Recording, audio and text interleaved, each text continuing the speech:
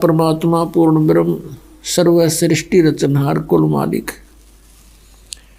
ये कबीर देव जी हैं, कबीर साहिब हैं, ये परम अक्षर ब्रह्म हैं, यही अकाल मूर्त है, यही शब्द स्वरूपी राम हैं और यही सतपुरुष हैं। वेदों और गीता में इनको परम अक्षर ब्रह्म कहा है, संतों ने इनको सतपुरुष कहा है, अमर पुरुष कहा है, सतपुरुष कहा है। और कुरान शरीफ के अंदर इसी परमेश्वर को अल्लाहु अकबर कहा है, अल्लाह कबीर। मुनात्माओं, आपका सौभाग्य है। प्रथम सौभाग्य आपका है कि आप जी को मानव शरीर प्राप्त है। उससे भी अच्छी किस्मत आपकी है, लक है आपका, गुड लक है कि आप जी को वो धन प्राप्त हो गया जिसको खोजते खोजते ऋषियों ने अपने जीवन समाप्त कर दिए। काल ने हाथ नहीं लागने दिया इनके। और वो ज्ञान, वो अनमोल खजाना फिर परमात्मा ने स्वयं आकर हमें बताना पड़ा। हमने सतलोक के अंदर एक भारी भूल करी थी। उस भूल का आज हमें ये जो कष्ट है ये बहुत ही थोड़ा है।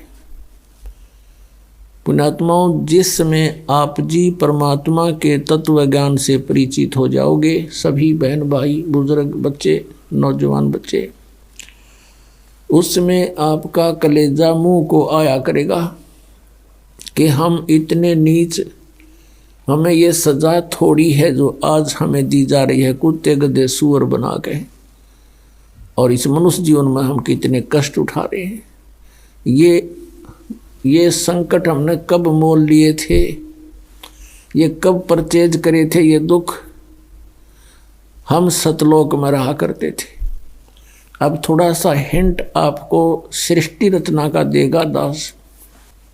पुण्यात्माओं, हम सभी सतलोक में रहा करते थे। अब परमात्मा सबसे पहले परमेश्वर कबीर देव जी अकय लोक में रहते थे, अनामी पुरुष रूप में। वहाँ इनके एक रोमकूप की शोभा असंख्य सूर्य और असंख्य चंद्रमा मिला दे तो भी अधिक है। उसी परमात्मा ने एक से अनेक होने का निश्चय किया। उस परमात्मा ने नीचे के 3 लोक और अपने वचन से रचे। अकय लोक से नीचे अगमलोक, अगमलोक से नीचे अलखलोक, अलखलोक से नीचे फिर सतलोक। और इन अन्य तीनों लोकों में भी परमात्मा ने अपने अन्य रूप धारण किए। अगम लोक में अगम पुरुष, अलख लोक में अलख पुरुष और सतलोक के अंदर ये सतपुरुष नाम से वहाँ विराजमान हुए। अपने आत्माओं, सतलोक के अंदर आकर परमात्मा ने फिर अन्य और रचनाएं की। सबसे पहले उन्होंने एक वचन से 16 द्वीप रचे और फिर अपने 16 वचनों से 16 पुत्रों की उत्पत्ति की। उनमें से कौन कौन है? सहजदास, जोगजीत, अचिंत और ये इस प्रकार 16 हैं ये परमात्मा के वहाँ सतलोक में प्रथम प्रगट जो पुत्र हैं। इन 16 के 16 को अलग अलग द्वीपों में रहने का आदेश दे दिया। ये वहाँ रहने लगे। फिर अपने पुत्र अचिंत से कहा प्रभु ने, परमेश्वर ने, सत्य पुरुष कबीर देव ने कि बेटा तू शेष रचना अब तू कर। अब परमात्मा उनको ये दिखाना चाहता था कि जिसका काम उसी को साजे और करे तो मूर्ख बच जाए। अचिंत बड़ा तैयार होया कि जी ठीक है, प्रभुता की भूख बनी थोड़ी सी। तो उसी समय उसने अपने वचन शक्ति से एक पुरुष उत्पन्न किया, उसका नाम अक्षर पुरुष रखा। और अक्षर पुरुष से कहा अचिंत ने कि तू मेरा सहयोग दे सृष्टि रचना में। अक्षर पुरुष जाकर के वहां बने मान सरोवर में एक अलग से मान सरोवर बना हुआ है, वो भी परमात्मा ने अपने वचन से रचा। उस मान सरोवर के अंदर जाकर के स्नान करने लगा, फिर उसके अंदर गोते लगाने लगा, उसमें निंद्रा आ गई, सो गया। काफी समय तक वो बाहर नहीं निकला।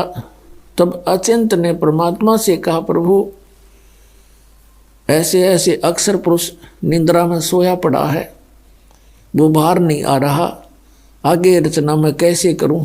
तब परमात्मा ने कहा, पुत्र तुम कर भी कुछ नहीं सकते और ना ही आगे से ट्राई करना। ये एक उनको ट्रेलर दिखाना था कि तुम्हारे बस का यू काम है नहीं, कहीं बीच में टांग अड़ाने लग जाओ तुम। तब परमात्मा ने उस सरोवर से ही एक जल लिया अपने चुल्लू में और उसमें एक अपने मंत्र से वचन से एक अंडा बना दिया इतना बड़ा। उस अंडे को छोड़ दिया उस सरोवर में। वो गड़गड़ गड़गड़ करता हुआ जब नीचे को गया,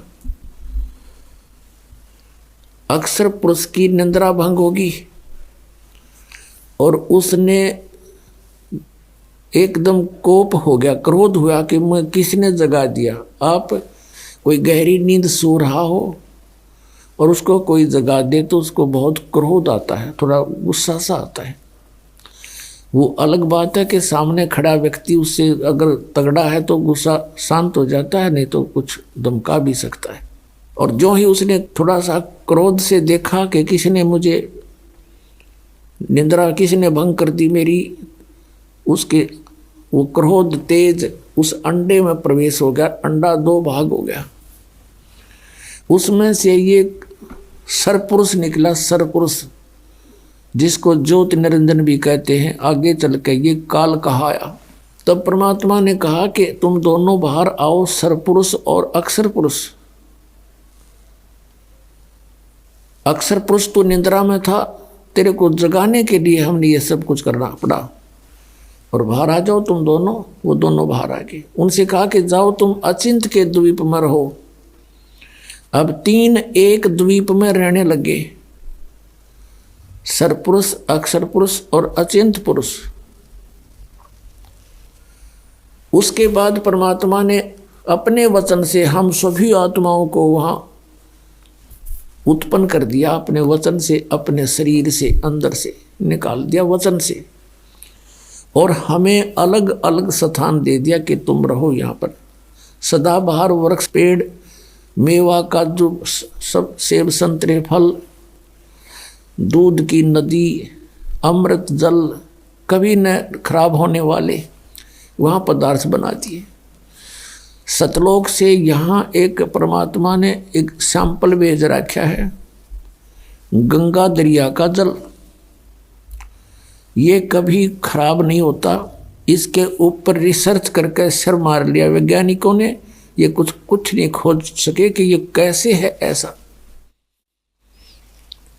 तो ये सतलोक से आया, परमात्मा ने हमें दिखाया कि वहाँ ऐसे पदार्थ हैं सारे, वो कभी खराब नहीं होते किसी भी एटमॉस्फेयर में। वहाँ तो वैसे एटमॉस्फेयर बहुत ही अच्छा है, हम सभी आनंद से रह रहे थे, वहाँ कोई काम नहीं था, और सबके अपनी अपनी संतान। उनको कहा कि तुम अपनी अपने परिवार उत्पन्न कर सकते हो, इतनी उन परमात्मा ने हमें आज्ञा दे दी थी।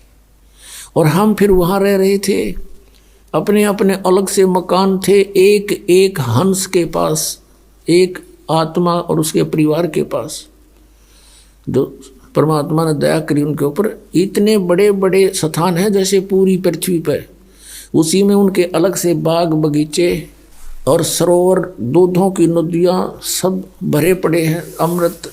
हम वहाँ रहा करते थे। युवा शरीर रहता सतलोक के अंदर, वहाँ जरा मरण नहीं है। जरा माने वृद्धावस्था और मरण माने मृत्यु, वहाँ जरा मरण नहीं है। जैसे गीता जी अध्याय नंबर 7 के श्लोक नंबर 29 में गीता ज्ञानदाता कहता है कि जो व्यक्ति जरा और मरण से छूटने का प्रयत्न करते हैं जरा माने वृद्धावस्था, बुढ़ापा, और मरण माने मृत्यु। वो ते तत्ब्रह्म विदु, वे उस तत्ब्रह्म से परिचित होते हैं, जानते हैं। अखिलम अखिलम अध्यात्म, पूरे अध्यात्म मार्ग से और पूरे सब कर्मों से परिचित हो जाते हैं। वही केवल जरा और मरण से छूटने का प्रयत्न करते हैं। 8वें अध्याय के प्रथम मंत्र में अर्जुन ने पूछा, फिर किम तत्परम प्रभु, वो तत्परम क्या है, अध्यात्म क्या है, सब कर्म क्या है। 8वें अध्याय के 3रे श्लोक में गीता ज्ञानदाता ने कहा गीता जी में कि वो परम अक्षर ब्रह्म है, वो गीता ज्ञानदाता से अन्य है। तो वो परम अक्षर ब्रह्म है, सत्य पुरुष कहो, परम अक्षर ब्रह्म कहो। गीता जी अध्याय नंबर 15 के श्लोक नंबर 1 से 4 में और 16 और 17 में ये कंसेप्ट क्लियर कर रखे हैं। कहा कि उल्टा लटका हुआ संसार रूपी वृक्ष है, और जो संत इसको जानता है वह तत्वदर्शी संत है, पूरे विभागों सहित जानता है। तो उसमें कंसेप्ट क्लियर कर रखा है कि जो उल्टा लटका हुआ संसार रूपी वृक्ष है, उसके सब विभागों को जो बता देगा स वेदविद, वो तत्वदर्शी संत है, वेद के तात्पर्य को जानने वाला है।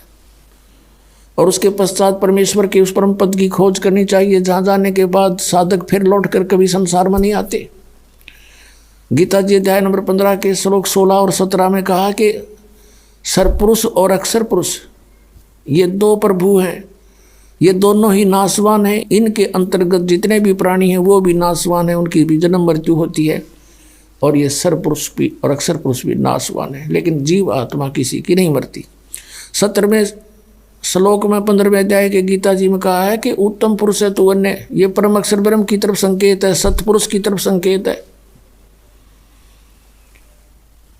उत्तम पुरुष तो और ही है इन दोनों से, सरपुरुष और अक्षर पुरुष से। वही तीनों लोकों में प्रवेश करके सबका धारण पोषण करता है, और वही वास्तव में परमात्मा कहता है, और वही वास्तव में अविनाशी है। तो यहाँ सरपुरुष और अक्षर पुरुष ये ऐसे परमात्मा ने हमें बताया, ये ऐसे इनकी उत्पत्ति हुई। हम सभी वहाँ रह रहे थे, वहाँ जरा मरण नहीं था, बुढ़ापा नहीं था। सबसे बड़ा कैर जीव पे बुढ़ापा और फिर मौत। दोनों ऐसे जुल्म हमारे ऊपर यहाँ गुजारी रखे, और बाकी शेष जीवन में पता नहीं कितनी कितनी आपदाएं आती हैं। अपने आत्माओं सारा जीवन हम जिन बच्चों के पालन पोषण में, जिनके प्यार में, और फिर उनके कोठी और बंगले बनाने में गुजार देते हैं, और फिर मृत्यु होती है, हमसे छीन लिया जाता है। युग क्या है का जीवन यहाँ पर। और वृद्धावस्था में सारी आपदाएं, सभी दुख इसके ऊपर आ जाते हैं। दांत रहे ना, आँखों से दिखे नहीं, कानों से बहरा हो जा, गोडे काम करे नहीं, और अस्थि पिंजर शेष रह जाता है, अंतिम सांस गिनता रहता है कब मौत आएगी। तो पुण्यात्माओं, हम वहाँ रहा करते थे, हमने कैसे गलती करी। ये दंत कथा ना समझना पुण्यात्माओं, ये गॉड गिवन ज्ञान है। ये सतपुरुष परमात्मा ने बताया हमारे को आकर, जब हमारी आंखें खुली। ये सत्यनारायण कथा है, ये अमर कथा है। अब कुछ दिनों के बाद क्या हुआ, हम ठाठ से रह रहे थे, कोई दुख नहीं, किसी प्रकार का कष्ट नहीं। हमारा शरीर था मनुष्य सदृश था, और उसमें ये स्नायु यानी नाड़ी का जोड़ जुगाड़ नहीं था, 5 तत्वों से बना पुतला नहीं था, एक नूर से बना हुआ था। हमारे शरीर का वहाँ इतना नूर है, इतना प्रकाश है, जैसे 16 सूर्यों जितना प्रकाश एक अंश का, आत्मा का। और परमात्मा का वहाँ हमसे घना अधिक प्रकाश है। एक रोमकूप में करोड़ सूर्य करोड़ चंद्रमा मिला दे, ऐसे सतपुरुष के शरीर का इतना प्रकाश है। एक रोमकूप में करोड़ सूर्य करोड़ चंद्रमा से अधिक रोशनी है, वो इतना समर्थ है। कुछ दिनों के बाद इस ज्योति नरेंद्र को एक बकवाद सूझी सरपुरुष को। इसने सोचा कि हम 3 एक द्वीप में रह रहे हैं, और बाकी सभी को अलग अलग से स्थान दे रखा है। इसने खड़ा होकर के तप करना चाहा, क्योंकि तप से राज्य प्राप्त होता है। जब इसने 70 युग तक तप कर लिया, परमेश्वर ने पूछा कि भी क्या चाहता है ज्योति निरंजन सत्य पुरुष कबीर साहब ने पूछा, तू क्या चाहता है सरपुरुष? तब इसने कहा कि प्रभु ये स्थान मेरे लिए कम है पिताजी, कुछ अलग स्थान चाहिए। परमेश्वर कबीर देव जी ने इसको 21 ब्रह्मांड दे दिए वहीं सतलोक में। जैसे एक धनी पिता अपने पुत्र को 21 प्लाट बांट दे के लिए, ये तेरे हिस्से के होंगे। ये उन प्लाटों में सर सपट्टे करे, कभी उसने देखा कभी उसने देखा, बड़ा खुश हुआ। फिर इसने सोचा इसमें कुछ कंस्ट्रक्शन भी होनी चाहिए। इसने 70 युग तक फिर तप किया। फिर परमात्मा ने पूछा, बोल भाई क्या मांगता है तू? जो मांगा था तुझे दे दिया। इसने कहा पिताजी कुछ कंस्ट्रक्शन मटेरियल और दे दो, कुछ मैं रचना रचूं वो सामग्री दे दो। तब परमात्मा ने इसको 5 तत्व और 3 गुण दे दिए अगले पुत्र खेल खिलौनों से। इसके पास जब ये सारा कुछ आ गया, इसने वहाँ कुछ अलग से पहाड़ पोड़ बना लिए, झरने झुरने बना दिए। तो उसमें इसने सोचा कंस्ट्रक्शन भी हो जाएगी, लेकिन फिर अकेले का दिल नहीं लगेगा 21 प्लाटों में, मेरे साथ कुछ आत्मा भी हो। इसने ये सोचकर फिर खड़ा हो गया। और जब ये तपस्या कर रहा था, हमने कहा मार खाई है पुण्यात्माओं, ये सत्कर मान लेना। ये कोई डूम बाट के गीत नहीं है कि वो किसी की प्रशंसा के लिए गा रखे हों, ये परमात्मा ने आके बता रखे। जब ये तपस्या कर रहा था, हम जितनी आत्मा इसके 21 ब्रह्मांड में यहाँ कष्ट पा रहे हैं, ये सभी कीड़ी मकोड़ी हाथी, जंगल के प्राणी, जल के प्राणी, वायु के प्राणी, या राजा से लेकर रंग देवता ब्रह्मा विष्णु महेश दुर्गा, ये सभी हम इसकी उस अदा पर आसक्त हो गए। एक पैर पर खड़ा, ओए हो इतने दिन से, कभी उस पैर को रख ले उस पर खड़ा हो जाता है, और ऐसे करबद्ध खड़ा है एक टांग पर। हम इस पर आसक्त हो गए, अपने मालिक से अपने पिता से मन हटा लिया और इस पर आसक्त हो गए। और इतने आसक्त हो गए कि परमात्मा ने बार बार कहा कि भी किसी की क्रिया की तरफ ध्यान नहीं देना चाहिए, तुम मस्त रहो बच्चों, मत देखो इसकी क्रिया को। लेकिन हम ऊपर से तो सावधान हो गए और अंदर से वो कसक गई नहीं। अब वो तंत्रियामी थे। इसने तीसरी बार जब तप किया, 64 युग कर चुका ये, तब परमात्मा ने पूछा कि भी जो तूने मांगा था वो मैंने दे दिया, अब तू क्यों डले ढो रहा है, अब क्या चाहता है? तब इसने कहा पिताजी मुझे कुछ आत्मा दे दो, मुझे कुछ हंस दे दो, मेरा दिल नहीं लगता। तब इसने कहा भाई तेरा दिल लाग रहा था, 3 जने बैठे थे, तो आप पे बकवाद भाई, और बात सुन ले और मांग ले, तेना कुछ प्लाट मांगने हो को ब्रह्मांड तना और बना के दे दूंगा, पर ये आत्मा नहीं दे सकता, ये मेरे अंश हैं, मेरे अंदर से निकले हैं, मेरे बच्चे हैं। अपने आत्माओं, इन बहन बेटियों को पूछकर देखना, जब जो बच्चा जन्म लेता है, बेटा या बेटी, इनको कितना प्यारा लगता है। चाहे किसाई बांगा बोला हो, लूला लंगड़ा हो, काना हो, गूंगा हो, बहरा हो, सीने के लगाए रखते हैं, इतना प्रिय होता है इनको। और उस परमात्मा से हमारा जन्म हुआ है, उनके शरीर से हम बाहर आए हैं, तरीका दूसरा है, प्यार उतना ही है, तो उसको हमसे कितना प्यार है। तो उसमें परमेश्वर ने कहा कि देख भाई बात सुन, ये मेरी आत्मा नहीं दे सकता तुझे किसी भी कीमत पे, किसी भी जप से, तप से, किसी क्रिया से, ये तुझे नहीं मिलेंगे, और मांगते ना जो मांगना। फिर परमात्मा को मालूम तो था कि हम बिगड़ चुके हैं। दूध जब फट जाता है, सेब जब खराब हो जाता है तो टोकरी से उठाकर वो बाहर फेंकना ही पड़ता है, ना औरों को भी खराब करे। तो ये सोचकर परमात्मा ने कहा, भाई सुन बात, यदि कोई आत्मा तेरे साथ स्वेच्छा से जाना चाहता है तो नो ऑब्जेक्शन, मुझे कोई ऐतराज नहीं, पूछ ले उनसे। अब वो हमारे पास आया और हम तो पहले इसके ऊपर आसक्त हो रहे थे। जैसे पुण्यात्माओं, आज हमारे अंदर यही प्रेरणा है और यही जो कि तू ये प्रवृत्ति हमारी आज है। जैसे कोई हीरो या हीरोइन, अभिनेता या अभिनेत्री, वो अपने पेट के लिए, अपने धन कमाने के लिए चटक मटक करते हैं, वो तो कमावे धन, और ये युवा बालक उनके ऊपर आसक्त हो जाए, नो कहे ये मेरा फेवरेट हीरो है, ये मेरी फेवरेट हीरोइन है, और उन्हें टिंडा मिल रहा है को नहीं, उनसे कुछ लेना एक ने देने दो, बेमतलब बकवाद करे।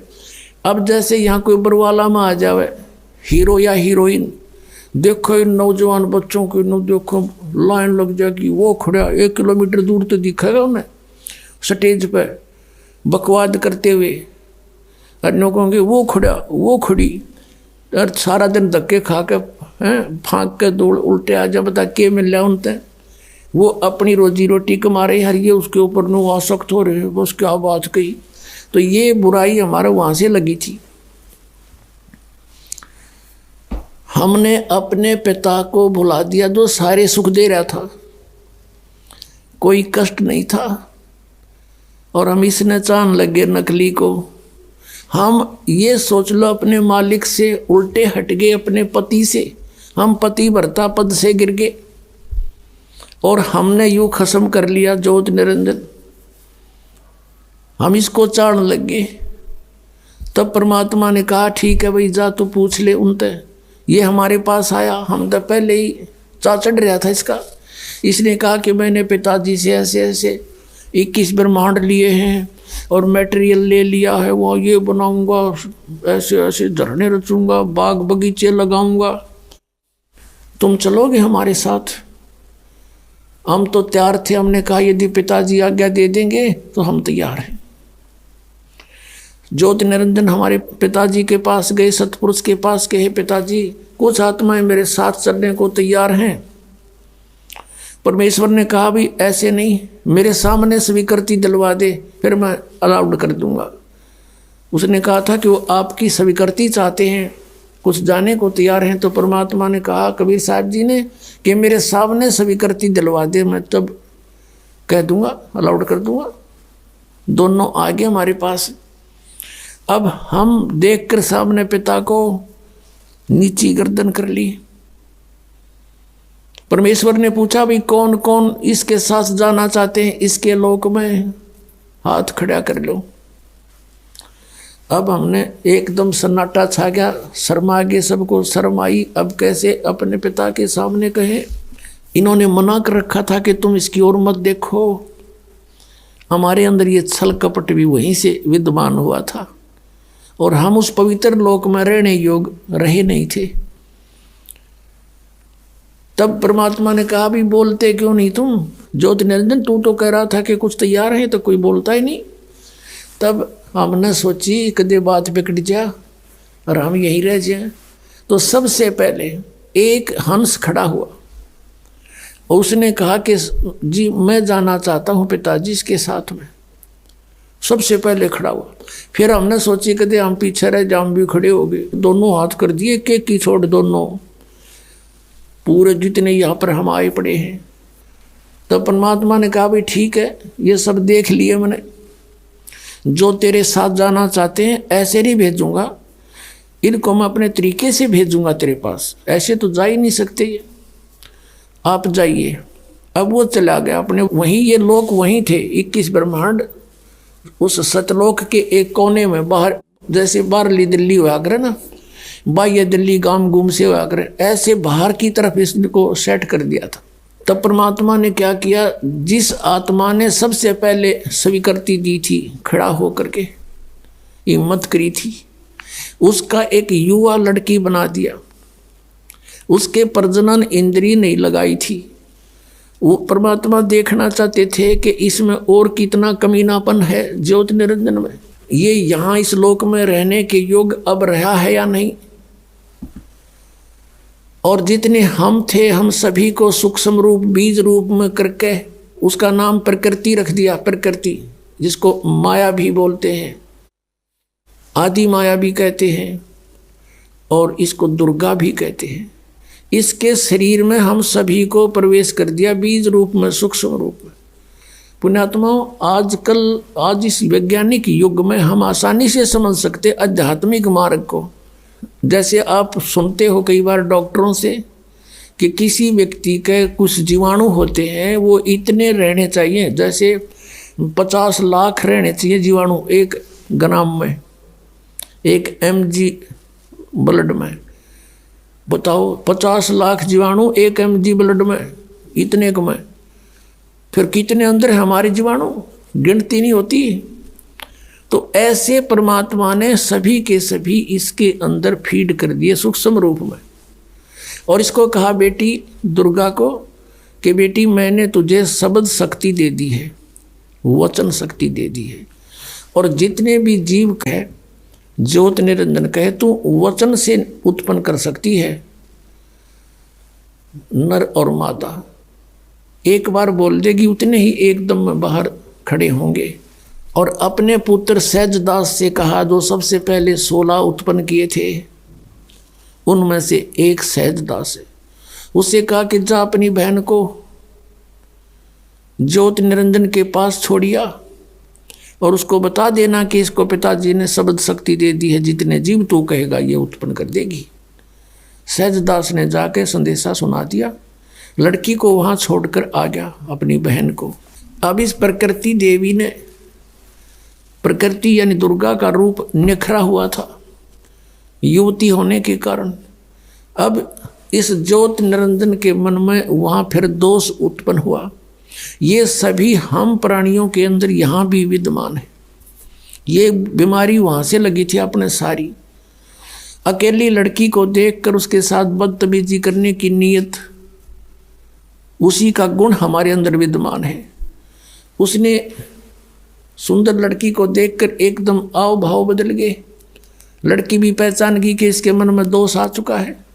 तब उस लड़की ने अपनी इज्जत रक्षा के लिए कहा कि ज्योत निरंजन, हे सरपुरुष, हे बड़े भाई, देख तू मेरा बड़ा भाई, मैं छोटी बहन तेरी उत्पत्ति पिता ने अपने वचन से की थी अंडे से, और हमारी उत्पत्ति भी उन्होंने की है।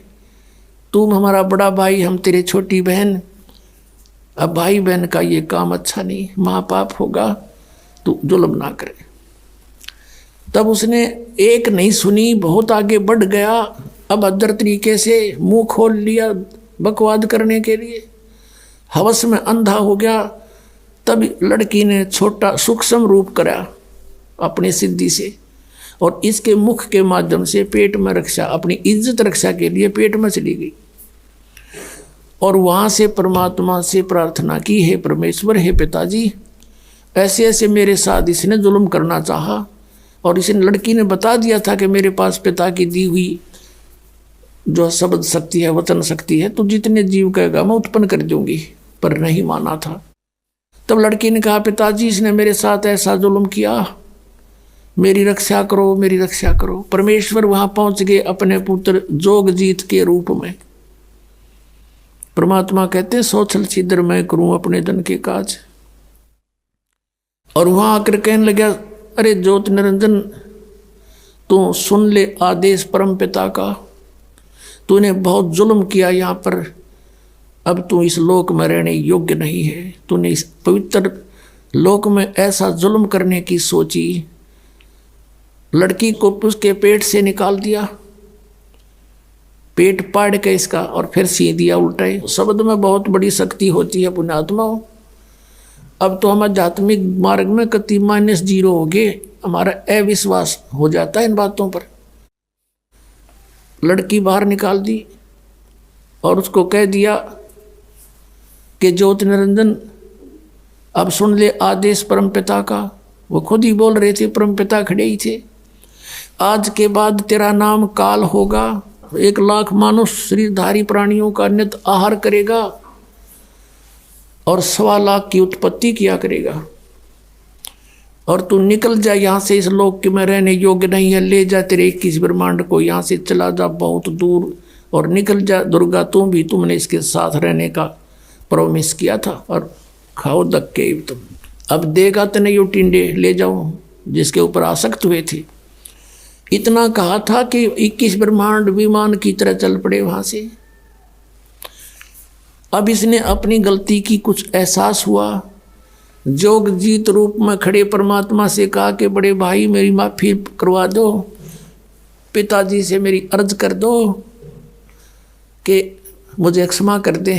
जोगजीत ने कहा भाई मेरे को आदेश जितना था तेरे तो बता दिया, अब जाइए यहाँ से। इतना कहकर वो चल पड़ा। आगे आकर सहज दास का द्वीप है, जब इसके 21 ब्रह्मांड आ रहे थे, इसने वहाँ विमान को रोका थोड़ी देर और कहा सहज दास मेरी अर्ज कर दे पिता परमात्मा थे, मेरी क्षमा याचना कर दो, प्रार्थना कर दो। सहज दास कहने लगा भाई डट जाते, रुक जा थोड़ी सी देर। सहज दास वहाँ से गया भगवान, क्योंकि वहाँ बहुत लंबा चौड़ा क्षेत्र है और वहाँ उनके मन अपने अपने विमान अपना शरीर आसानी से कहीं कितनी स्पीड से उड़ा के जा सकता है। पहुँच गए सतलोक के आखिरी छोर में, जहाँ परमात्मा विराजमान है ध्रुवलोक के तीसरे पृष्ठ पर, यानी अंतिम छोर पर, और कहा कि आपका एक दास एक अर्ध लेकर आया है। बोल पुत्र क्या बात है? परमात्मा बोले कि आपका एक नौकर वो ज्योत निरंजन आप वहाँ खड़ा है 21 ब्रह्मांड लिए, उसके लिए क्या आदेश है पिताजी? मैं ये आदेश ले आया हूँ। वो कुछ कह रहा कि मुझे माफ़ कर दे। परमात्मा ने कहा कि इसको भेज दे मन कर्म वचन से, ये दुष्ट यहाँ नहीं रहना चाहिए, इसको निकाल यहाँ से भगा दे और जा वापस। इतना कहते तुरंत वापस आ गया सहजदास और कहा भाई मैंने तो अर्ज करी थी, पर तू जा बड़भागी, यहाँ से निकल, मन नहीं पटवा होगा तू, भाग जा से। तो वहाँ से 21 ब्रह्मांड लेकर 16 शंख कोश की दूरी पर ये आ गया। वहाँ ये ब्रह्मांड रुक गए और फिर अपने आप मालिक के विधान से वो घूमने लगे, वहाँ चक्कर काट रहे। अब इस ज्योत निरंजन ने कहा दुर्गा से, प्रकृति से, कि अब मेरे साथ जो होना था हो लिया, अब मैं किसी की नहीं मानूं, अपनी मन मर्जी करूँगा। फिर उसने वही ट्राई की बकवाद करने की। दुर्गा ने फिर प्रार्थना की, भाई बात सुन ले, पहले तो मेरा बड़ा भाई, मैं छोटी बहन तेरी, और फिर मैं तेरे पेट से बाहर आई, तेरी बेटी होगी, कुछ तो लज्जा रख नालायक, कुछ तो सोच ले। पर इसने एक नहीं मानी, नख रेखा से भग कर लिया, नाखनों से इसके अंदर स्त्री इंद्री लगाई और इससे विवाह किया। 3 पुत्रों की उत्पत्ति की, रजगुण ब्रह्मा, सतगुण विष्णु, तमगुण शिव जी की। अपने आत्माओं, एक बार ये दास किसी कामवश एक तहसील ऑफिस में गया हुआ था, वहाँ जहाँ रजिस्ट्रियाँ होती हैं, और वहाँ एक नंबरदार था। नंबरदार होते हैं वहाँ गवाही देने लिए बैठे रहते हैं, 10-20 रुपये लिया करते थे, वो कहीं दस्तखत करने होते। वह बैठे बातें कर रहे, आप पे कोई बात चल गई, वैसे ऐसे एक गोत्र की लड़की से उसी गोत्र के लड़के ने विवाह कर लिया, या कोई उनकी माँ का गोद में लाया था, क्यों कर गया था। उसके ऊपर पंचायत पंचूत होने लग रही थी, पेपरा मारी थी, उस पर डिस्कस हो रहा था। वो एक बूढ़ा नंबरदार ने बोला, भाई पहले तो देखो बात सुनो, मैं अपनी बताता हूँ कि मेरे 3 ब्याह हो लिए। पहला ब्याह हुआ, कोई बालक नहीं हुआ, उसकी मृत्यु होगी। दूसरा ब्याह हुआ, एक पुत्री होते, उसकी मृत्यु होगी। अब तीसरा ब्याह है मेरा, और तीनों बार में पंडित ने फेरे करवाए। तो सबसे पहले हमको बाण भाई बनाया कि काश्यप गोत्रा काश्यप गोत्री, यहाँ से शुरू करें ये मंत्र बोलना। तो परमात्मा ने कहा गरीबदास जी ने कि काश्यप गोत्रा काश्यप गोत्री पंडित शाखा लाया, और कोई तत्वेता ज्ञानी जाने बाण ब्याह घर लाया। अब ये है वो काश्यप गोत्र और काश्यप गोत्री जो बाण ने ब्याह के ला रहा युग काल, और उससे हमारी उत्पत्ति हुई है। तो वो जो कहता भाई यूँ नहीं समझ मारी मेरे आज तक, यो काश्यप गोत्र और काश्यप गोत्री क्योंकि हमने बाण भाई तो जुड़े बना कर चल रहे हैं। तो अब परमात्मा ने बताया कि काश्यप गोत्रा काश्यप गोत्री ये कहते से पर इन्हें पता खक भी नहीं ये किस लिए बोल रहे हैं, किसके विषय में कह रहे हैं। काश्यप गोत्रा काश्यप गोत्री पंडित शाखा लाया और कोई तत्वेता ज्ञानी जाने बाण ब्याह घर लाया। अब पुण्यात्माओं, अभी तक पहली बार कोई व्यक्ति कोई श्रद्धालु इस कथा को सुनता है। विशेषकर पहले जब दास सुनाया करता था सामने वाला न्यू हंसा करता अंदर अंदर और फिर न्यू कहता क्यों गप्पे मारे हैं, या भी कोई बात हुई या कोई कथा हुई। अरे इतने नारी कोई कथा कोई ना पृथ्वी पे, क्योंकि उनको ये नहीं मालूम था कि ये प्रमाणित है। पुण्यात्माओं 600 वर्ष पहले मालिक ने सतपुरुष ने कबीर देव जी ने आके एक धानक रूप में जुलाहे रूप में सहशरीर आए थे और सहशरीर गए थे। ये परमात्मा पूर्ण ब्रह्म है, सारी सृष्टि की रचना है। उस समय इन्होंने 600 वर्ष पहले अपनी वाणी में ये वचन बोले थे और परमात्मा यही बताया करते थे। लेकिन ये ब्राह्मण लोग यानी हमारे ऋषि गुरु पवित्र हिंदू धर्म के इस बात की घनी काली मान गए कि ये झूठ बोलता है, ब्रह्मा विष्णु महेश नासवान है, इनकी माता है, इनका पिता है, ये तो अजर व अमर है, सर्वेश्वर है, महेश्वर है, किसी ग्रंथ में नहीं लिखा है। तो उस समय हमारे पूर्वज अशिक्षित थे, शिक्षा केवल एक ब्राह्मण वर्ण ही अधिकारी था उसके ग्रहण करने का। तो उनकी दाल गली रही और परमात्मा 600 वर्ष आए थे पहले। यदि वो उस समय ये टांग ना अड़ाते, हमें मिसगाइड नहीं करते, तो हमें सारा काम सुलझा सड़जा मिलता आज के दिन। आज दास के साथ जो इतना संघर्ष चल रहा है, इतनी परिश्रम कर रहा है, 4-4 घंटे सत्संग, 5-5 घंटे सत्संग और फिर सदग्रंथों को पढ़ना, उनको निष्कर्ष निकाल के आपके समक्ष करना, ये नहीं करना पड़ता। लेकिन उस समय इन्होंने किसी ने परमात्मा के इस तत्व ज्ञान पर विश्वास ना किया और ना करने दिया। तो पुण्यात्माओं, एक बात हमारे और बढ़िया होगी कि आज हम परमात्मा को पहचान सकते हैं कि जिसको ये अशिक्षित कहा करते कबीर तो अशिक्षित है, ये क्या जाने वेदों और गीता और पुराणों के बारे में, क्योंकि वो संस्कृत भाषा में है, ये झूठा है। और उस परमात्मा ने 600 वर्ष पहले ये बता दिया था कि ब्रह्मा विष्णु महेश नासवान हैं, इनके माता पिता हैं, इनका जन्म मृत्यु होता है। 600 वर्ष पहले परमात्मा कबीर जी ने जो वाणी बोली थी पवित्र कबीर सागर के अंदर विद्यमान है। आप देखिएगा, प्रथम खंड कबीर पंथी भारत पथिक स्वामी युगलानंद बिहारी द्वारा पुरस्कृत। और ये कहाँ से छपा है? प्रकाशक एवं मुद्रक हैं खेमरा श्री कृष्ण दास प्रकाशन, अध्यक्ष श्री वेंकटेश्वर प्रेस, खेमरा श्री कृष्ण दास मार्ग, मुंबई से। अब इसके अंदर हम आपको दिखाते हैं सृष्टि रचना। ये है ज्ञान बोध नामक एक अध्याय है और ये बोध सागर एक खंड है। ये देखिएगा 21 पृष्ठ पे नीचे परमात्मा ने 600 वर्ष पहले अपनी प्यारी आत्मा धर्मदास को ये ज्ञान दिया था। धर्मदास ये जग बोरा ना, कोई न जाने पद निर्वाणा, यही कारण मैं कथा पसारा, जग से कहिए वो राम नियारा। ये नाम नहीं है, ये गलत लिखा है कबीर पंथियों ने। ये बाद में संशोधन में इन्होंने अपने हिसाब से कुछ गड़बड़ी कर रखी है। यही ज्ञान जग जीव सुनावो, सब जीवों का भरम नसाओ, अब मैं तुमसे कहूँ चिताई, तेरे देवन की उत्पत्ति बाई। तीनों देवताओं ब्रह्मा विष्णु महेश की अब तुझे उत्पत्ति बताता हूँ। कुछ संक्षेप कहूँ गहुराई, सब संशय तुम्हारे मिट जाई, भरम गए जग वेद पुराना, आदि राम का भेद न जाना। ये नाम गलत लिखा है, राम है, आगे चलकर क्लियर होगा। ये राम राम सब जगत बखाने, आदि राम कोई बिरला जाने। ये राम है शब्द है, गलत लिखा है कि सभी राम राम कहते हैं। उस आदि राम सनातन परमात्मा को कोई बिरला ही जानता। ये राम शब्द है, नाम नहीं। इन संशोधनकर्ताओं ने अपनी अज्ञान सोच से कुछ इसमें गड़बड़ी कर रखी है, वही हम शुद्ध कर लेंगे। राम राम सब जगत बखाने, आदि राम कोई बिरला जाने। ज्ञानी सुने सो हृदय लगाई, मूर्ख सुने तो गम ना पाई। माँ अष्टंगी पिता निरंजन, ये जम दारुण वंशन अंजन। इन ब्रह्मा विष्णु महेश की माता तो अष्टंगी दुर्गा है, इनका पिता ज्योति निरंजन है।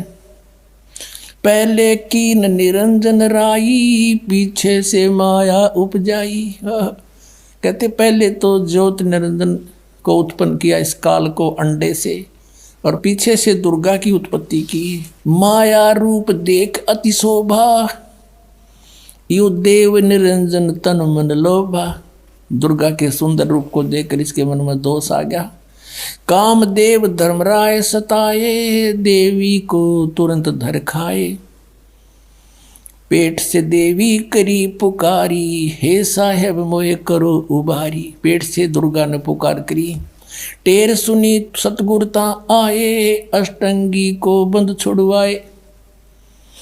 परमात्मा कहते हैं कि टेर सुनी तहाँ हम आए, यहाँ इन्होंने अपने हिसाब से लिख दिया। सतगुरु तहाँ आए, अष्टंगी के बंध छुड़वाए, यानी उसके पेट से निकाले बंधन से।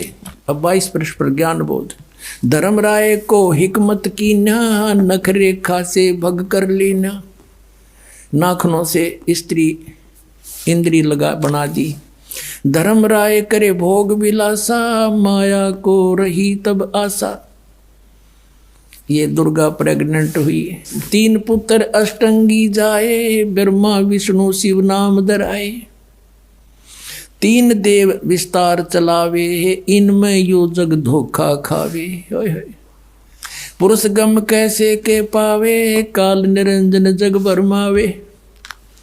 3 लोक अपने सुत दीना, सुन निरंजन बासालीना। अलख निरंजन सुन ठिकाना, ब्रह्मा विष्णु शिव भेद न जाना। आज तक ब्रह्मा विष्णु महेश को नहीं पता हमारा पिता कौन है। 3 देव सो उसको ध्यावे, निरंजन का वो पार न पावे। ये तीनों देवता ब्रह्मा विष्णु महेश कहते आज तक उसी की खोज में लग रहे, न वो भी ना पा लिया। सतलोक तो बहुत दूर की बात है। अलख निरंजन बड़ा बटपारा, बटपारा माने ठग, धोखेबाज है ये। और 3 लोग जीव कीन आहारा, तीनों लोग के जीवों को खा रहा है। पाताल लोक, स्वर्ग लोक, पृथ्वी लोक। ब्रह्मा विष्णु शिव नहीं बचाए, सकल खाए पुन धूल उड़ाए। ब्रह्मा विष्णु महेश को भी खाता है, इनकी भी जन्म मृत्यु होती है। तिनके सुत हैं तीनों देवा, अंदर जीव करते हैं सेवा। कहते हैं इन दुर्गा और काल के 3 पुत्र हैं, और ये तत्व ज्ञानहीन प्राणी इनने की पूजा करते हैं, काल की पूजा करते हैं। ये अकाल पुरुष काहू नहीं चीन्या, काल पाए सभी गए लीन्या। 3 देव और असुर अवतारा, ताको बजे सकल संसारा। 3 देवताओं को, और फिर जैसे राम के साथ रावण की भी गिरले महिमा गाँव हैं, कहते हैं असुरों को भी गिरले बजे ये। और 3 गुणों का ये विस्तारा, धर्मदास मैं कहूँ पुकारा। तीनों गुण, रजगुण ब्रह्मा, सतगुण विष्णु, तम गुण शिव जी। गुण तीनों की भक्ति में ये भूल पड़ो संसार, कहे कबीर निज नाम बिन कैसे उतरो पार। 3 देव की करते भक्ति, उनकी कदे ना होए मुक्ति। अपने आत्माओं, परमात्मा ने 600 वर्ष पहले आकर यह अपने द्वारा रची हुई सृष्टि एज इट इज बता दी थी। और ये हमारे सदग्रंथों में भी, क्योंकि परमात्मा कबीर जी ने सतयुग में सबसे प्रथम आते हैं। सतयुग में, उस सतयुग के अंदर आके ब्रह्मा को मिले, ब्रह्मा जी से भी ज्ञान सुनाया। ब्रह्मा जी ने बहुत अच्छी तरह ज्ञान को समझा, प्रथम मंत्र भी ग्रहण किया। उनको केवल एक मंत्र दिया, ओम मंत्र, क्योंकि वेद पढ़ा करता, दूसरा सुने नहीं। और फिर ने सोचा था परमात्मा ने, ये थोड़ी बहुत मेरी बात को सुहावेंगे तो फिर सतनाम दूंगा इनको, और फिर ये ले चलूँगा सबको उल्टा। और फिर ये शिव जी के पास गए, शिव को परमात्मा ने मंत्र दिया, उसको ज्ञान सुना उन्होंने। फिर विष्णु जी के पास गए, वहाँ भी उन्होंने ज्ञान सुनाया, वो भी अच्छी आत्मा थी सभी, और सुना अच्छी तरह कि कोई महापुरुष है। फिर उसके बाद परमात्मा ने सोचा फिर कभी जाऊंगा, अगर इनकी रुचि होगी तो सही नाम दूंगा भी, तो उनको दूसरे मंत्र देकर आया परमात्मा। पीछे से काल निरंजन ने सोचा कि तेरे पुत्र गए, ये चले गए तो सारे जीव वापस हो जाएंगे, तभी उन्हें अंदर से प्रेरणा कर दी है, सारे मोट दबा दिया कि ये झूठा है, कपटी है, इसके पास कोई ज्ञान नहीं है, वेद सत्य है, तुम इन्हीं को मानो, मत मानो उसकी। दूसरी बार परमात्मा गए तो उन्होंने अरुचि दिखाई तीनों ने, तो जान गए परमात्मा कि काल आ गया इनकी बुद्धि में, अब इनकी बुद्धि में काल आ गया, अब ये नहीं मानेंगे। अब वो परमात्मा से सुना हुआ ज्ञान और कुछ अपना अनुभव ब्रह्मा जी ने फिर अन्य को सुनाना शुरू किया। अब वो पुराणों में विद्यमान है, आपको दिखाते हैं। अब केवल यदि हम कबीर सागर से ही आपको संतुष्ट करते तो कोई नहीं मानता, न के छोड़ इन बातों में, ये तो वैसे तुक्के मारे। और अब पुराणों में विद्यमान है सारा ज्ञान। अब बुद्धिमान हिंदू समाज के बच्चे सारे शिक्षित हो गए, अब इनको यो स्वीकार करना पड़ा। सचमुच जो पुराणों में लिखा, और 600 वर्ष पहले भगवान बता गए, वो जो का तो आज पुराणों में लिखा, जिसको ये अशिक्षित कहते थे। और परमात्मा वैसे तो वो तो अंतर्यामी है, सब भाषाओं को जानते हैं, जानबूझकर मालिक अक्सर ज्ञानहीन रहे कि कोई नू ना सोचा कबीर जी ने ये पढ़ ली होंगी, कुरान पुराण वेद पुराण पढ़ लिए होंगे। और अब इससे हम भगवान पहचान सकते हैं कि परमात्मा जिसको अज्ञानी कहते थे, वो महाज्ञानी, सब वेदों और गीता और पुराणों को जानकार थे, वो तो परमात्मा थे। और ये संस्कृत के ज्ञाता महामंडलेश्वर विद्वान कहाँ थे, इन्हें कख भी ना पता हमारे सिलेबस का, हमारे सदग्रंथों का पता नहीं। अब आपको दिखाते हैं, सबसे पहले देवी भागवत दिखाते हैं। अब देखिएगा श्रीमद् देवी भागवत यानी देवी पुराण, गीता प्रेस गोरखपुर से प्रकाशित है। ये संपादक है हनुमान प्रसाद पोदार, चिमनलाल गोस्वामी। ये कहाँ से छपे हैं? प्रकाशक एवं मुद्रक है गीता प्रेस गोरखपुर, गोविंद भवन कार्यालय कोलकाता का संस्थान, ये यहाँ से छपा है। 123 पृष्ठ पे ये तीसरा स्कंद। यहाँ पर भगवान विष्णु अपनी माता दुर्गा की महिमा स्तुति कर रहे हैं। तुम शुद्ध स्वरूपा हो, यह सारा संसार तुम्हीं से उद्भासित हो रहा है। मैं ब्रह्मा और शंकर हम सभी तुम्हारी कृपा से विद्यमान हैं। हमारा आविर्भाव जन्म, आविर्भाव माने जन्म, तिरोभाव माने मृत्यु हुआ करता है। केवल तुम ही नित्य हो, जगत जननी हो, प्रकृति और सनातनी देवी हो। प्रकृति दुर्गा को कहते हैं, ये स्पष्ट लिखा है। भगवान शंकर बोले, देवी यदि महाभाग विष्णु तुम्हीं से प्रकट हुए हैं, उनके बाद उत्पन्न होने वाले ब्रह्मा भी तुम्हारी बालक हुए, फिर तमोगुणी लीला करने वाला शंकर क्या मैं तुम्हारी संतान नहीं हुआ? अर्थात मुझे भी उत्पन्न करने वाली तुम ही हो। शिवे, संपूर्ण संसार की सृष्टि करने में तुम बड़ी चतुर हो। इस संसार की सृष्टि, स्थिति और संहार में तुम्हारे गुण सदा समर्थ हैं। उन्हीं तीनों गुणों से उत्पन्न हम ब्रह्मा, विष्णु एवं शंकर नियमानुसार कार्य में तत्पर रहते हैं। अब आप जी ने ये पवित्र श्री देवी भागवत देखा, श्रीमद् देवी भागवत यानी देवी पुराण में 5 कंसेप्ट क्लियर हो गए। ब्रह्मा विष्णु महेश की जन्म मृत्यु होती है, ये अविनाशी नहीं है। इनकी माता दुर्गा है, दुर्गा को प्रकृति भी कहते हैं। 3 तो ये हो गए। चौथा ये है कि रजगुण ब्रह्मा, सतगुण विष्णु, तमगुण शिव जी हैं। और 5वां ये हो गया कि ये ब्रह्मा विष्णु महेश केवल वर्क डन ही दे सकते हैं, ये किसी का संकट निवारण नहीं कर सकते। जैसा जिसका कर्म है वैसा ही देंगे, पुण्य भी पाप भी। केवल परम अक्षर ब्रह्म सतपुरुष कबीर साहब वो परमात्मा है जो हमारे भाग्य के लेखों को बदल सकते, बुरों को। अब देखो, यदि कबीर सागर को अकेले को पढ़ा कर आपको सुनाता तो कोई विश्वास नहीं लाता। अब आपके समक्ष जो 600 वर्ष पहले भगवान बोल कर गए थे वो वचन, आज सदग्रंथों ने उनको सेकंड किया, समर्थन दिया। तो इससे पुण्यात्माओं बहुत आसान हो गया आपको भगवान को पहचानना।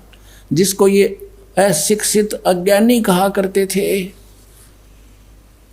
और इस संस्कृत भाषा के जानने वालों को हमारे पूर्वज बड़े विद्वान महापुरुष महर्षि बड़े पहुंचे हुए मानते थे। न कख नहीं पता था, सदग्रंथों को भी नहीं परिचित थे। ये आज तक हमें नहीं बता सके ऋषि महर्षि ब्रह्मा विष्णु महेश नाशवान है या अविनाशी है।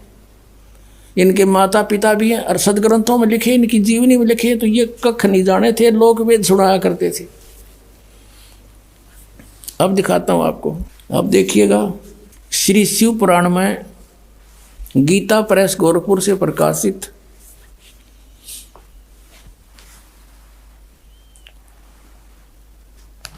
ये इसका संपादक कौन है?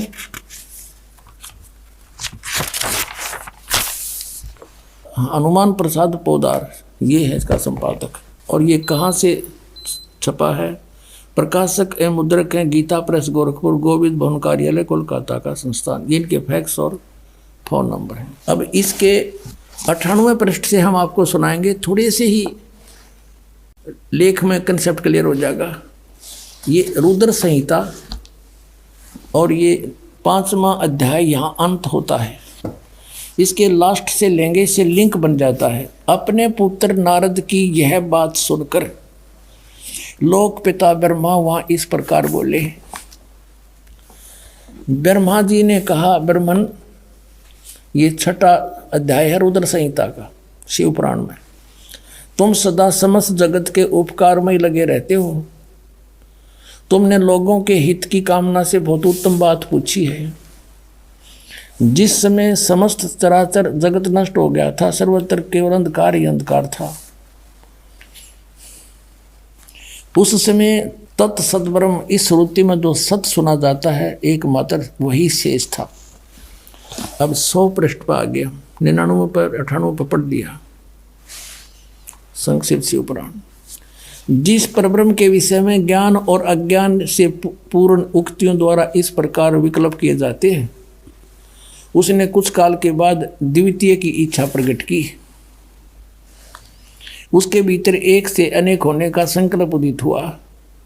तब उस निराकार परमात्मा ने, ये निराकार मानते हैं ब्रह्म को, ये ब्रह्म से शुरू होते हैं इनकी कहानी, अपनी लीला शक्ति से अपने लिए मूर्ति आकार की कल्पना की। जो मूर्ति रहित परम ब्रह्म है उसकी मूर्ति भगवान सदाशिव है। अर्वाचीन और प्राचीन विद्वान उन्हीं को ईश्वर कहते हैं। उस समय एकाकी रहकर सब इच्छा अनुसार विहार करने वाले उस सदाशिव ने अपने विग्रह से, विग्रह माने शरीर से, स्वयं ही एक स्वरूप भूता शक्ति की सृष्टि की। अब देख काल ने बका दिए, क्योंकि उसने एक अपने शरीर से आप एक लड़की निकाली जो उनके अपने शरीर अंग से कभी अलग होने वाली नहीं थी। उस पराशक्ति को प्रधान प्रकृति, दुर्गा को प्रकृति भी कहते हैं। ये देखो शिवपुराण भी स्पष्ट करा, प्रधान भी उसी को कहते हैं। गुणवती माया, बुद्धि तत्व की जननी तथा विकार रहित बताया है। वह शक्ति अंबिका कही गई है। उसी को प्रकृति, सर्वेश्वरी और त्रिदेव जननी, तीनों देवताओं की माता, नित्य और मूल कारण भी कहते हैं। सदाशिव द्वारा प्रकट की गई उस शक्ति के 8 भुजाएं हैं। कति कंसेप्ट क्लियर हो गया कि ब्रह्मा विष्णु महेश की माता दुर्गा है और पिता ज्योत स्वरूपी निरंजन सदाशिव कहलाता है। नाना प्रकार के आभूषण उसके श्री अंगों की शोभा बढ़ाते हैं। वह देवी नाना प्रकार की गतियों से संपन्न है और अनेक प्रकार के अस्त्र शस्त्र धारण करती है। और एकाकिनी होकर भी वह माया संयोग वसात अनेक हो जाती है। वे जो सदाशिव है, जो इनका पिता है, दुर्गा का पति, उन्हें परम पुरुष ईश्वर, शिव, शंभु और महेश्वर कहते हैं। अब यहाँ देखो 101 पृष्ठ पर हम आगे रुद्र संहिता का हम ये 6वां अध्याय पढ़ रहे हैं। वे अब सदाशिव के उसके बारे में बता रहे हैं, उनको महेश्वर कहते हैं और वो अपने सारे अंगों पर भस्म रमाए रहते हैं।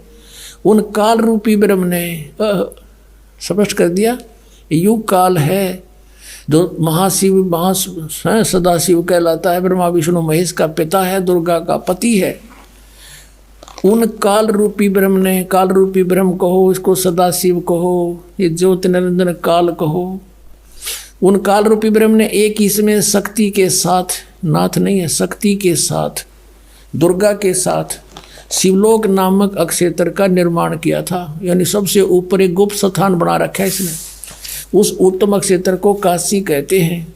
वह परम निर्वाण तथा मोक्ष स्थान है, सबके ऊपर विराजमान है। वे प्रिय और प्रियतम रूप है, पति और पत्नी रूप में कौन? शक्ति और शिव, दुर्गा और ये काल रूपी ब्रह्म जो परमानंद स्वरूप हैं, उस मनोरम अक्षेत्र में नित्य निवास करते हैं। मुने शिव और शिवा ने प्रलय काल में भी कभी उस क्षेत्र को अपने सानिध्य से मुक्त नहीं किया। ये शिव काल है, ज्योत स्वरूपी निरंजन है, शिवा ये दुर्गा है। यहाँ देखिए, देवर से एक समय आनंद वन में रमण करते हुए शिवा और शिव के मन में, दुर्गा और काल के मन में यह इच्छा हुई कि किसी दूसरे पुरुष की सृष्टि करनी चाहिए, जिस पर यह सृष्टि संचालन का महान भार रखकर हम दोनों केवल काशी में रहकर सभी इच्छा अनुसार विचरें और निर्वाण धारण करें। इन्हें फिर एक पुत्र की उत्पत्ति का विचार किया। ऐसा निश्चय करके शक्ति सहित दुर्गा के साथ सर्वव्यापी परमेश्वर शिव ने अपने वाम भाग के 10वें अंग पर अमृत मल दिया, यानी पति पत्नी व्यवहार किया। फिर तो वहाँ से एक पुरुष प्रकट हुआ। अब उसका नाम क्या रखा है, न देखिएगा। अब 102 पृष्ठ पे ये संक्षिप्त शिव पुराण के रुद्र संहिता का 6वां अध्याय चल रहा है। अब कहते हैं, शिव ने कहा वत्स, उसका नाम धर दिया शिव ने, काल ने। शिव ने कहा वत्स, व्यापक होने के कारण तुम्हारा विष्णु नाम विख्यात हुआ। अपने आत्माओं, परमात्मा कहा करते, मोती मुक्ता दर्शत नाई, ये जग है सब अंधरे, दिखत के तो नैन चश्म, इनका फेरा मोतिया बंदरे। कहते हैं मैं ऋषि कुमाऊँ थे, संस्कृत के व्याकरण मोड़ दिए बैठे रहे, सदग्रंथ को इनका समझ में आया को नहीं। ये कुआँ महर्षि मंडलेश्वर, अरे न कख नहीं पता, ब्रह्मा विष्णु महेश की सतिथि का अपने सदग्रंथ सिलेबस से नहीं परिचित, ये काहे के टीचर थे। यानी पूरे हमारे मानव समाज को इन्होंने काल के मुंह में ठोके रखा, गधे कुत्ते बनवा दिया, भूत बनवाया, गलत साधना बता के, गलत ज्ञान बना के बता के, और फिर श्राद्ध निकलवाने की रोजी रोटी का धंधा चला दिया। अपने सदग्रंथ इनका समझ में आए नहीं, हमारा कोल्लू बना रखा था, इन्हें रहट बना दिया। और परमात्मा 600 वर्ष पहले बता गए थे ये बात। पुण्यात्माओं, आज भगवान पहचानने में 2 मिनट लगेंगे जब जरा सी बुद्धि से काम लोगे और निष्पक्ष भाव से सोचोगे। मान बढ़ाई नहीं, ईर्षा नहीं होनी चाहिए, क्योंकि इसमें विरोध कौन पैदा कर सकते हैं? जिनकी रोजी रोटी चल रही है उन आचार्यों की, या कोई गुरु पद पर विराजमान है, पर जनता शिक्षित है, उनकी एक नहीं चल रहे, वो आखिर में अपने मुंह की खानी पड़ेगी इन सबको जो बकवाद करेंगे। अब यहाँ स्पष्ट हो गया कि विष्णु जी की उत्पत्ति दुर्गा और काल से हुई, ये इनके माता पिता हैं। अब ब्रह्मा की उत्पत्ति देखो, ये 103 पृष्ठ पे, 102 पर हमने पढ़ा था, 103 पृष्ठ पे रुद्र संहिता, और यहाँ 6वां अध्याय समाप्त हो गया ये विष्णु जी का नाम बता के। और अब हम यहाँ आगे 7वां अध्याय, ब्रह्मा जी बता रहे हैं आगे। देव ब्रह्मा जी कहते हैं देव से नारद को बता रहे हैं, तत्पश्चात कल्याणकारी परमेश्वर सांब सदाशिव ने काल ने दुर्गा के साथ जैसे विष्णु उत्पन्न किया, पूर्ववत पर प्रयत्न करके मुझे अपने दाहिने अंग से उत्पन्न कर दिया। अपने आत्माओं, यहाँ ये अनुवाद करता शर्मा गया। शिव जी का पुजारी होगा कि शिव जी की उत्पत्ति कैसे दिखाऊं, यहाँ तक कर गया गोलमोल। और दिखाएंगे आपको, कहते चोर चुरावे तू बड़ी, वो गड्ढे पानी में, वो गड्ढे हुआ ऊपर आवे ना, सच्चाई छनी ना। अब देखो, यही रुद्र संहिता हम पढ़ रहे हैं।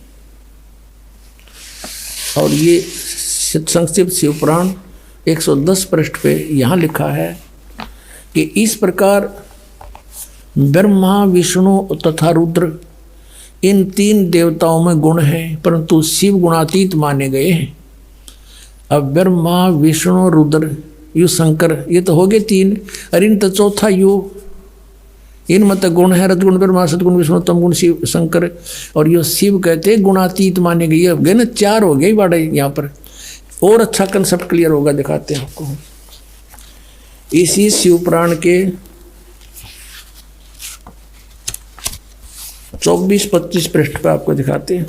एक समय ब्रह्मा जी और विष्णु जी का इस बात पर युद्ध हो गया। ब्रह्मा जी को भ्रम था कि मैं सृष्टि उत्पत्ति करता हूँ, विष्णु जी को भ्रम था कि मेरे नाभि कमल से ब्रह्मा की उत्पत्ति हुई है, जो मेरा पुत्र है। इससे बात पर कहा सुनी युद्ध हो गया कि मैं तू मेरा बेटा, उन्होंने कहा मैं तेरा बेटा। उसके उस समय इस काल भगवान इनके पिता ने इनके बीच में एक शिवलिंग खड़ा कर दिया, तेजों में स्वतंभ।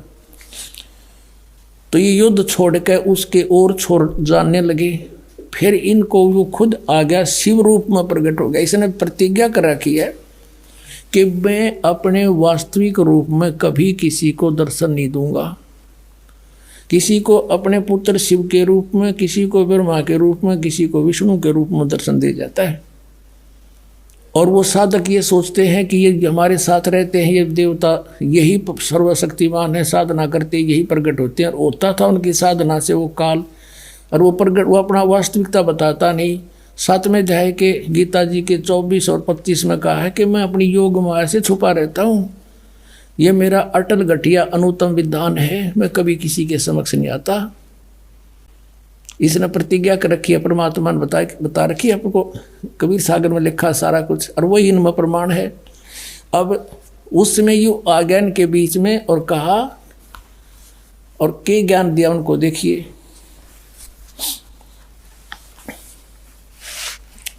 ये है विद्वेश्वर संहिता संक्षिप्त शिवपुराण पृष्ठ 24 पे। ये है वो शिवलिंग, यानी सतम, तेजों में सतम ब्रह्मा और विष्णु के बीच में खड़ा कर दिया। और फिर ये देखिएगा 25 पृष्ठ पे, ब्रह्मा और विष्णु ने पूछा, प्रभो, उस शिव रूप में खड़े भगवान काल से पूछा, सतकाल रूपी ब्रह्म से, कि ब्रह्मा और विष्णु ने पूछा, प्रभु सृष्टि आदि 5 कर्तव्यों के लक्षण क्या हैं, यह हम दोनों को बताइए। भगवान शिव बोले, ये भी अनुवाद करता तो शिव कहेगा था वो काल इनका पिता, मेरे कर्तव्य को समझना अत्यंत गहन है, तथापि मैं कृपा पूर्वक तुम्हें उनके विषय में बता रहा हूँ। आगे देखो, अब 26 पृष्ठ पे कंसेप्ट क्लियर हो जाता है। ये 26 पृष्ठ पे शिवपुराण का, यहाँ देखिएगा। पुत्रो, यू काल कहता है ब्रह्मा और विष्णु को, पुत्रो तुम दोनों ने तपस्या करके प्रसन्न हुए मुझ परमेश्वर से सृष्टि और सतिथि नामक 2 कृत प्राप्त किए, और ये दोनों तुम्हें बहुत प्रिय हैं। इसी प्रकार मेरी विभूति स्वरूप रुद्र और महेश्वर ने, ये ने है, मैं नहीं है, 2 अन्य उत्तम कर्तव्य संहार और तिरोभाव मुझसे प्राप्त किए हैं। अब ये देखो, ब्रह्मा विष्णु महेश हो गए दोनों, ब्रह्मा और विष्णु, और 2 ये रुद्र और महेश्वर हो गए, और 5वां यू बोलनिया जो इनको पुत्र कह है, और परंतु अनुग्रह करते दूसरा कोई नहीं पा सकता। अनुग्रह यानी कृपा नहीं कर सकते तुम, कोई भी नहीं कर सकता, जो जैसा करेगा उसे भरना पड़ेगा। अब यहाँ फिर क्लियर हो जाता है कि ये काल है, ब्रह्म है, जिसने गीता बोली थी। इसी शिवपुराण के 26 पृष्ठ पे रुद्र संहिता के, यहाँ देखना पुण्यात्माओं कमाल कर रखा है।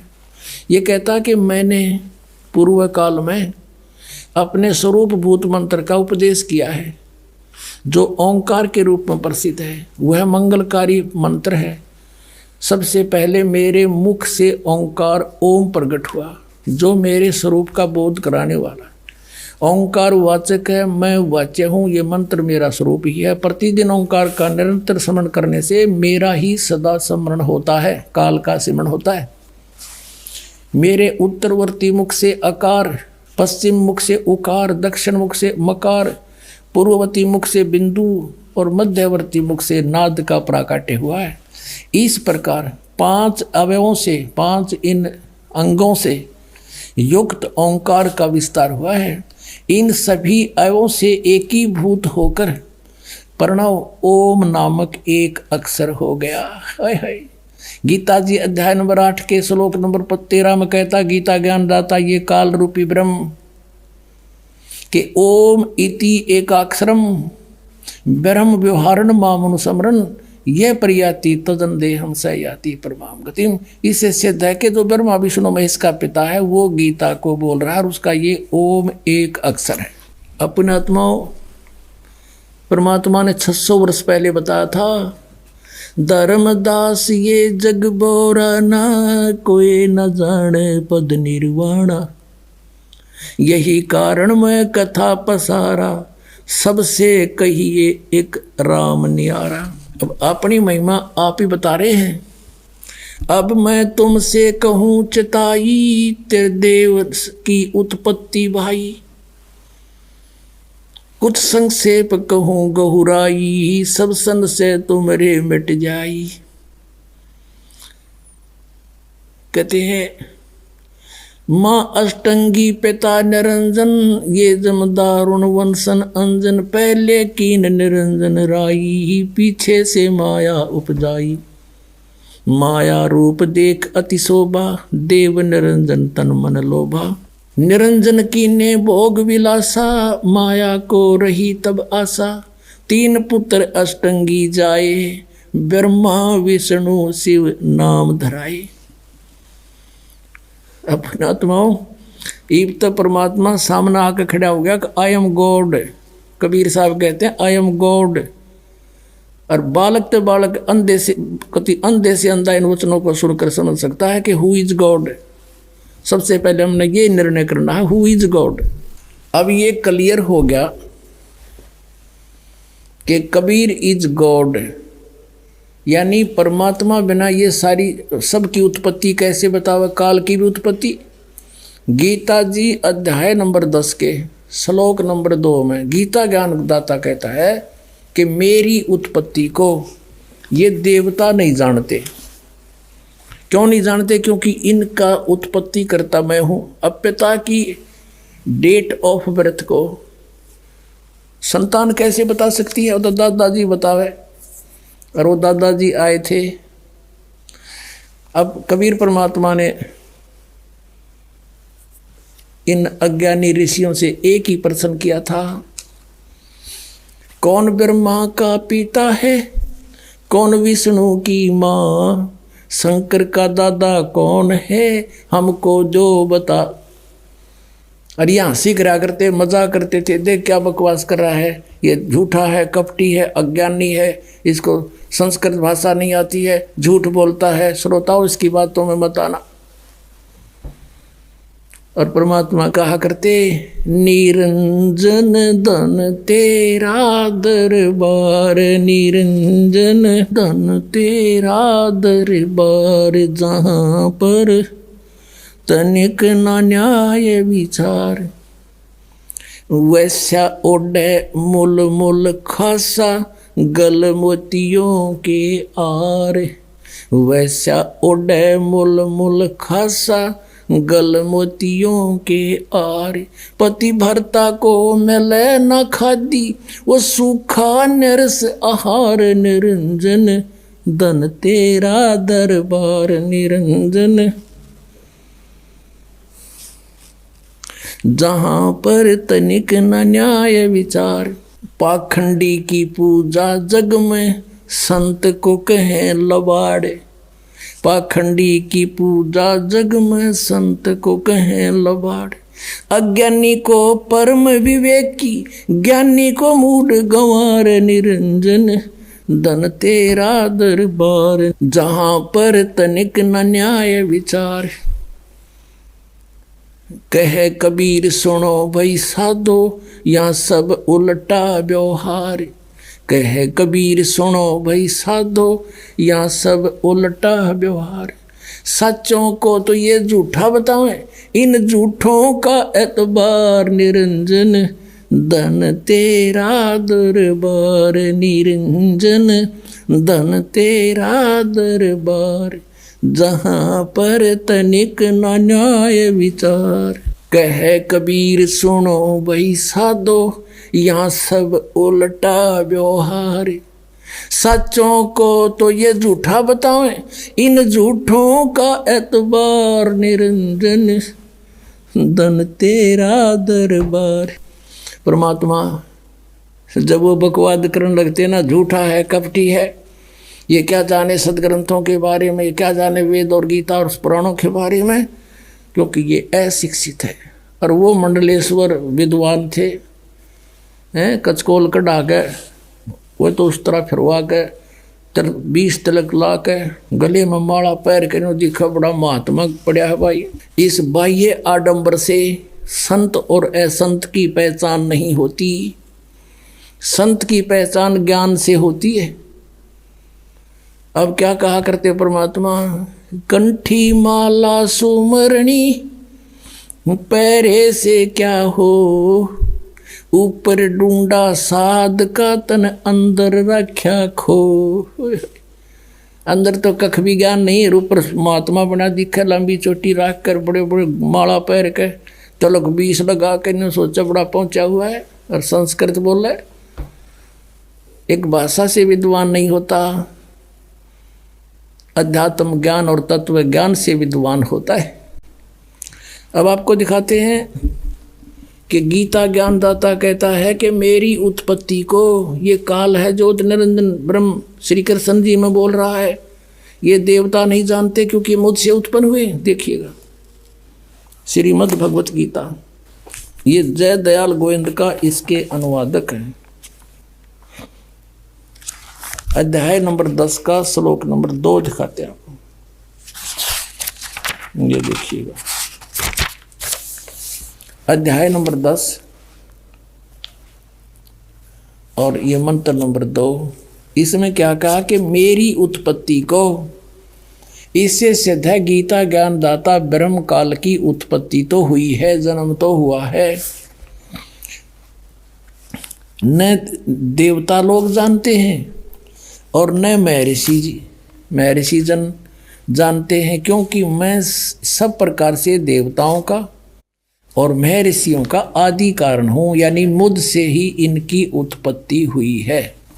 अपने आत्माओं परमात्मा ने 600 वर्ष पहले कहा था, गुण तीनों की भक्ति में ये भूल पड़ो संसारे, कहे कबीर निज नाम बिना कैसे उतरो पारे।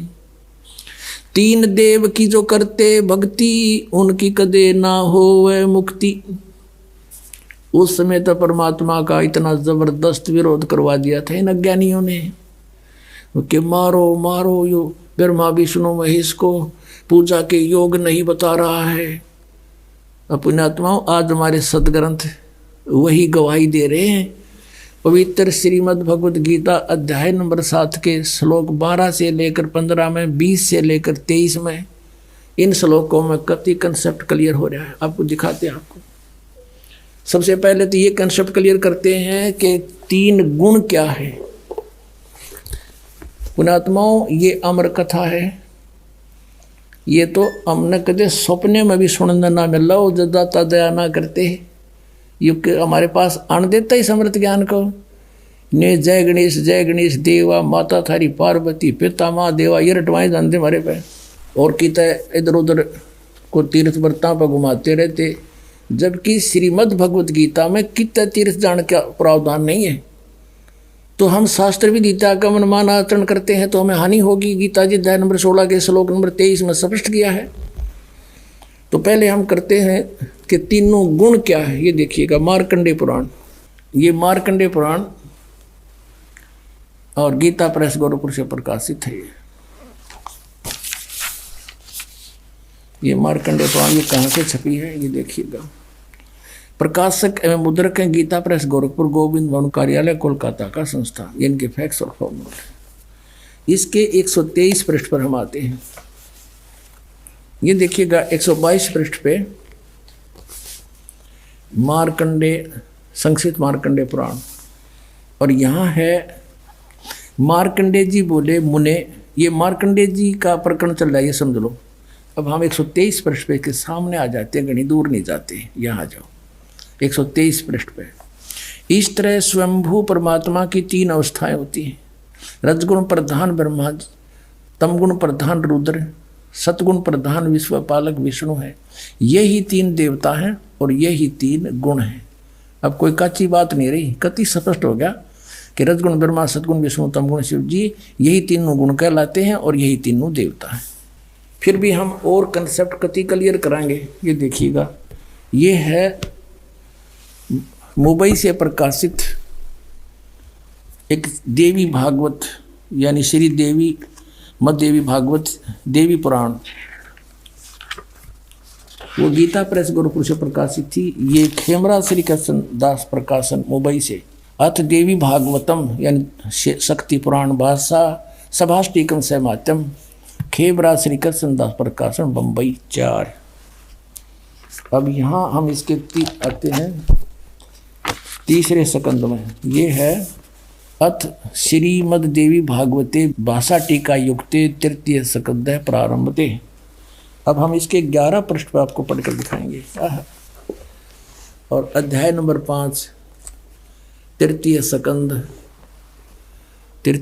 का 5वां अध्याय। और यहाँ देखिएगा 8वां श्लोक है।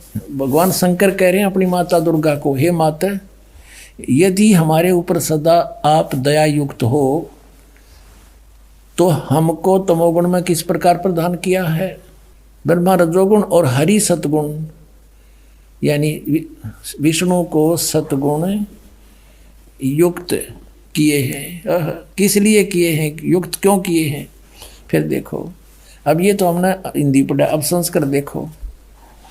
यदि दया धर्मना न सदा अंबिके, यदि दया धर्मना, यदि आप हमारे ऊपर सदा दयालु हो, अंबिके सदा अंबिके कथम अहम विहिता च, शंकर जी कहते हैं क्यों मैं बना दिया, कैसे, किस लिए?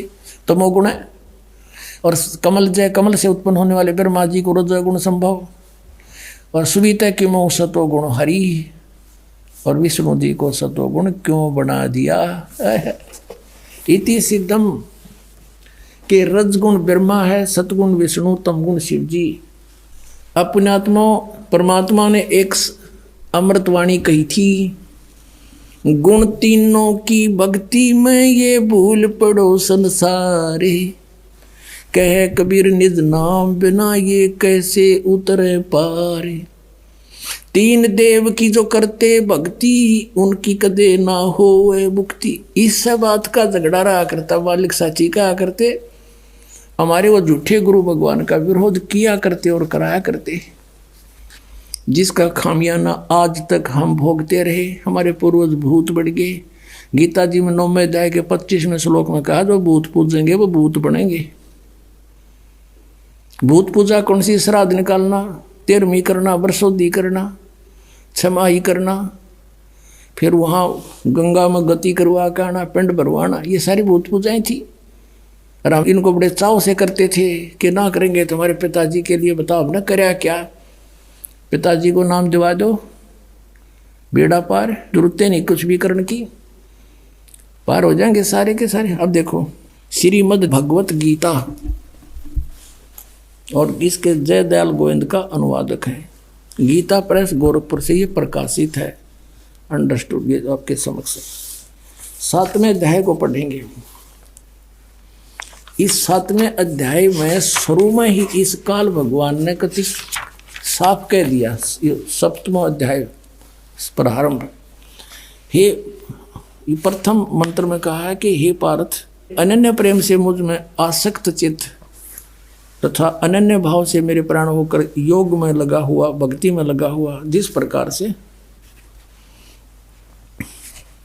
संपूर्ण विभूति बल युक्त, यानी समग्र पूर्ण रूप से इसका अर्थ है सबके आत्म रूप मुझको संशय रहित जानेगा, उसको सुने।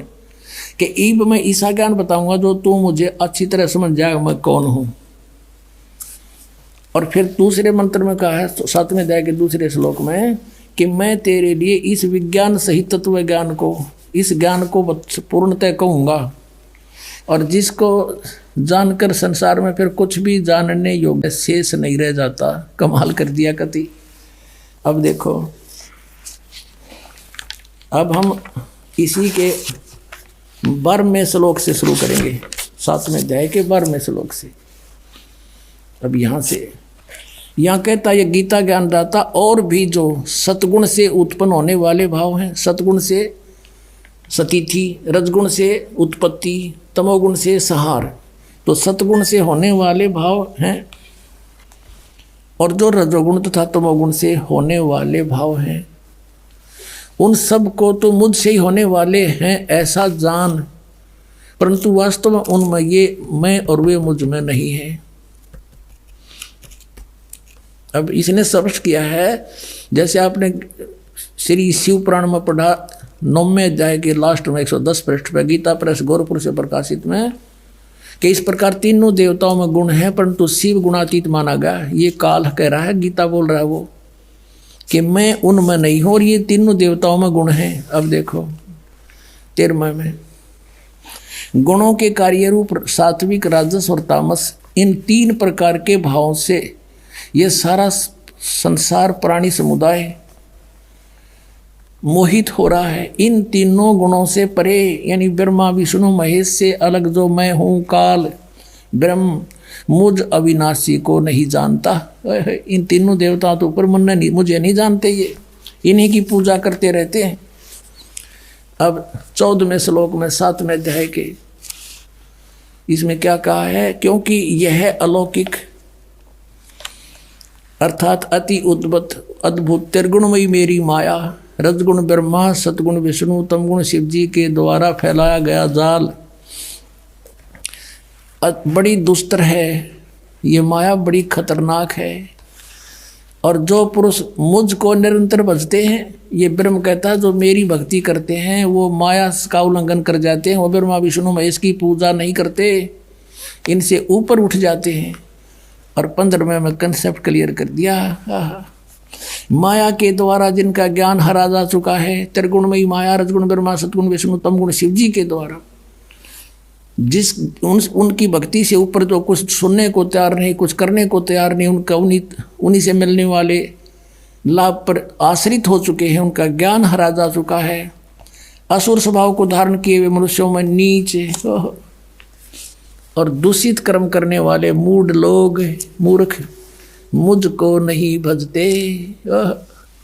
अपने आत्माओं, ये स्पष्ट कर दिया कि अन्य देवता, रजगुण ब्रह्मा, सतगुण विष्णु, तमगुण शिव जी की जो भक्ति करते हैं, वो राक्षस स्वभाव को धारण किए हुए मनुष्यों में नीच, दूषित कर्म करने वाले मूर्ख, गीता ज्ञानदाता कहता है वो मेरी भक्ति भी ना करते, इन्हीं तक सीमित है। और देखो आगे इसमें 16 से लेकर 19 तक फिर इसने अपने विषय में बताया कि मेरी भक्ति 4 प्रकार के करते हैं।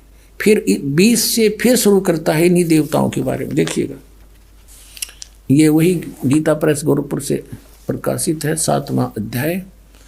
अब हमने 15 तक पढ़ लिए, अब 20 में आ गया। उन भोगों की कामना द्वारा जिनका ज्ञान हरा जा चुका है, जो 15वें श्लोक में गया 7वें अध्याय के में, अपने स्वभाव से प्रेरित होकर उस नियम का धारण करके वो अन्य देवताओं को भजते अर्थात पूजते हैं। ब्रह्मा विष्णु महेश ये तीनों गुण अन्य देवताओं में आते हैं। अब यहाँ देखो 21वें का 7वें अध्याय का 21वां श्लोक, जो सकाम भक्त जिस देवता के स्वरूप को श्रद्धा से पूजना चाहता है, उस भगत की श्रद्धा को मैं उसी देवता के प्रति स्थिर करता हूँ।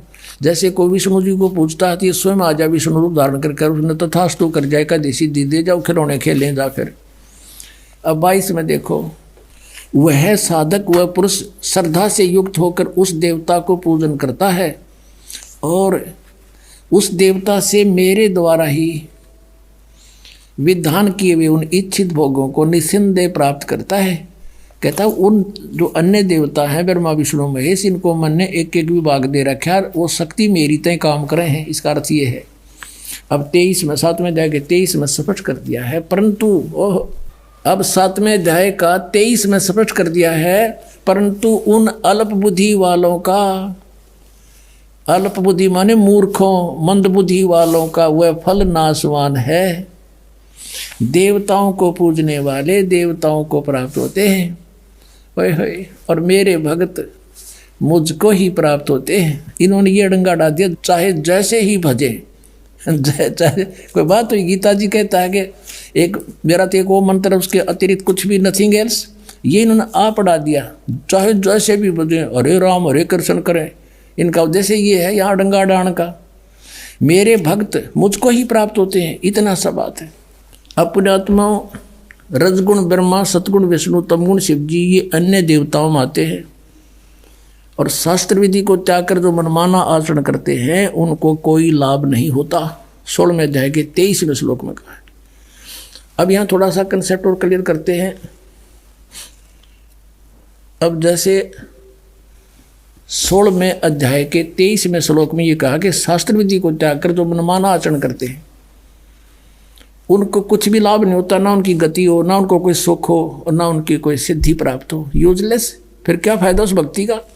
और देखिएगा इन तीनों देवताओं की भक्ति भी शास्त्र विधि त्याग का मनमाना आचरण है। ये देखिएगा, यही गीता प्रेस गोरखपुर से प्रकाशित है। 16वें अध्याय का 23वां श्लोक दिखाते हैं। ये 16वां अध्याय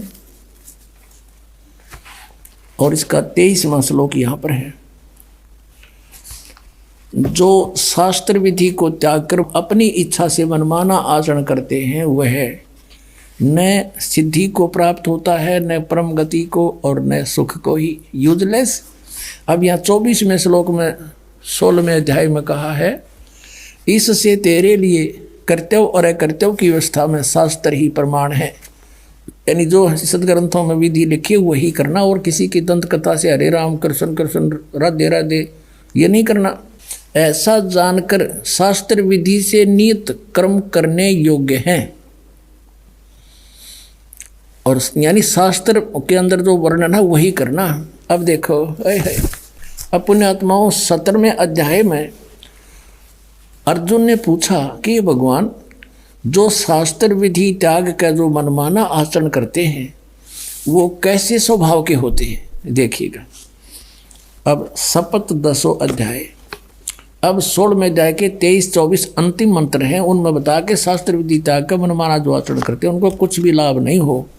तो अर्जुन ने पूछा, क्योंकि अर्जुन उसको कृष्ण मान रहा है, श्री कृष्ण में बोल रहा था वो ब्रह्म, हे कृष्ण जो मनुष्य शास्त्र विधि को त्याग करे और श्रद्धा से युक्त देव आदि का पूजन करते हैं। अब जो के जो शास्त्रीय विधि त्याग कभी कुछ जिसकी जो पूजा करते हैं उनकी स्थिति कौन सी है, सात्विक है अथवा राजसी या तामसी। अब यहाँ उत्तर देता है गीता ज्ञानदाता दूसरे श्लोक में 17वें अध्याय के में, मनुष्यों की वह शास्त्रीय संस्कारों से रहित केवल स्वभाव से उत्पन्न श्रद्धा, शास्त्रों से हटकर मनमानी जो श्रद्धा है वह सात्विक, राजसी और तामसी ये 3 प्रकार की होती है। उसको मुझसे सुन। अब ये दास आपको इसमें तो आपका समझ में आवा नहीं, क्योंकि ये तो पढ़ते हैं आपने 5500 वर्ष हो गए, ये समझ में आओ तो फिर बात तक ये थी। अब दास बताओगा इसमें क्या है कि शास्त्र विधि त्याग का मनमाना आचरण तो कंडम बता दिया, यूजलेस। फिर भी पूछा कि वो करे हैं, वो होश हैं किसी स्वभाव के जो देवताओं की पूजा करते हैं ना, शास्त्र विधि त्याग कर डोहे तो वो डरे हैं, लेकिन वो अच्छी आत्मा होती है जो देवताओं तक सीमित है और बकवाद नहीं करते। वो अन्य देवताओं की पूजा करते हैं, कोई विष्णु की, कोई शिव की, हैं इनकी ब्रह्मगते करते नहीं, या कोई और देवी देवी की, जैसे कोई तो कांगड़ा वाले की तो फलाने वाली की, कहते हैं तो यूजलेस, पर इनका स्वभाव है अच्छी आत्मा तो देवताओं की पूजा करते हैं। और जो दूसरे हैं वो जंतर मंत्र करने वाले, ये भूत प्रेत की झाड़े ढूढ़े लानी है, ये तामसी वृत्ति के लोग होते हैं। ये बकवादी भैरव भूत ने पूजे हैं, दारू पीऊँ और मांस खाओ न को वो भैरव बोलूँ हूँ, जो बोतल चढ़ा दो, पीओ बोतल खाओ, मांस निकम्मे और बर्बाद करें। कहने का भाव ये है कि हैं तो ये शास्त्र विधि त्याग का मनमाना आचरण यूजलेस, पर इनका स्वभाव अलग अलग होता है, क्योंकि इनको ज्ञान नहीं होता। तत्वदर्शी संत नहीं मिलता तब तक ये रास्ता बदल नहीं सकते। फिर बताया कि जो देवताओं की पूजा करते हैं शास्त्र विधि त्याग के, है तो यूजलेस, लेकिन वो सात्विक व्यक्ति के होते, अच्छी आत्मा होती है।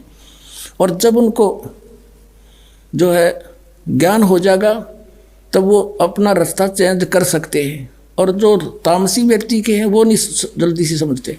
अब यहाँ गीता जी अध्याय नंबर 7 के श्लोक नंबर 12 से 15 में क्या कहा है? तीनों गुणों के पुजारी, अन्य देवता में आते तीनों गुण, रजगुण ब्रह्मा, सतगुण विष्णु, तम गुण शिव जी। राक्षस स्वभाव को धारण किए मनुष्यों में नीच दूषित कर्म करने वाले गीता ज्ञानदाता कहता मुझे भी ना बजते ये। और फिर कहता मेरी भक्ति 4 प्रकार के करते हैं, आर्थ, अर्थार्थी, जिज्ञासु और ज्ञानी।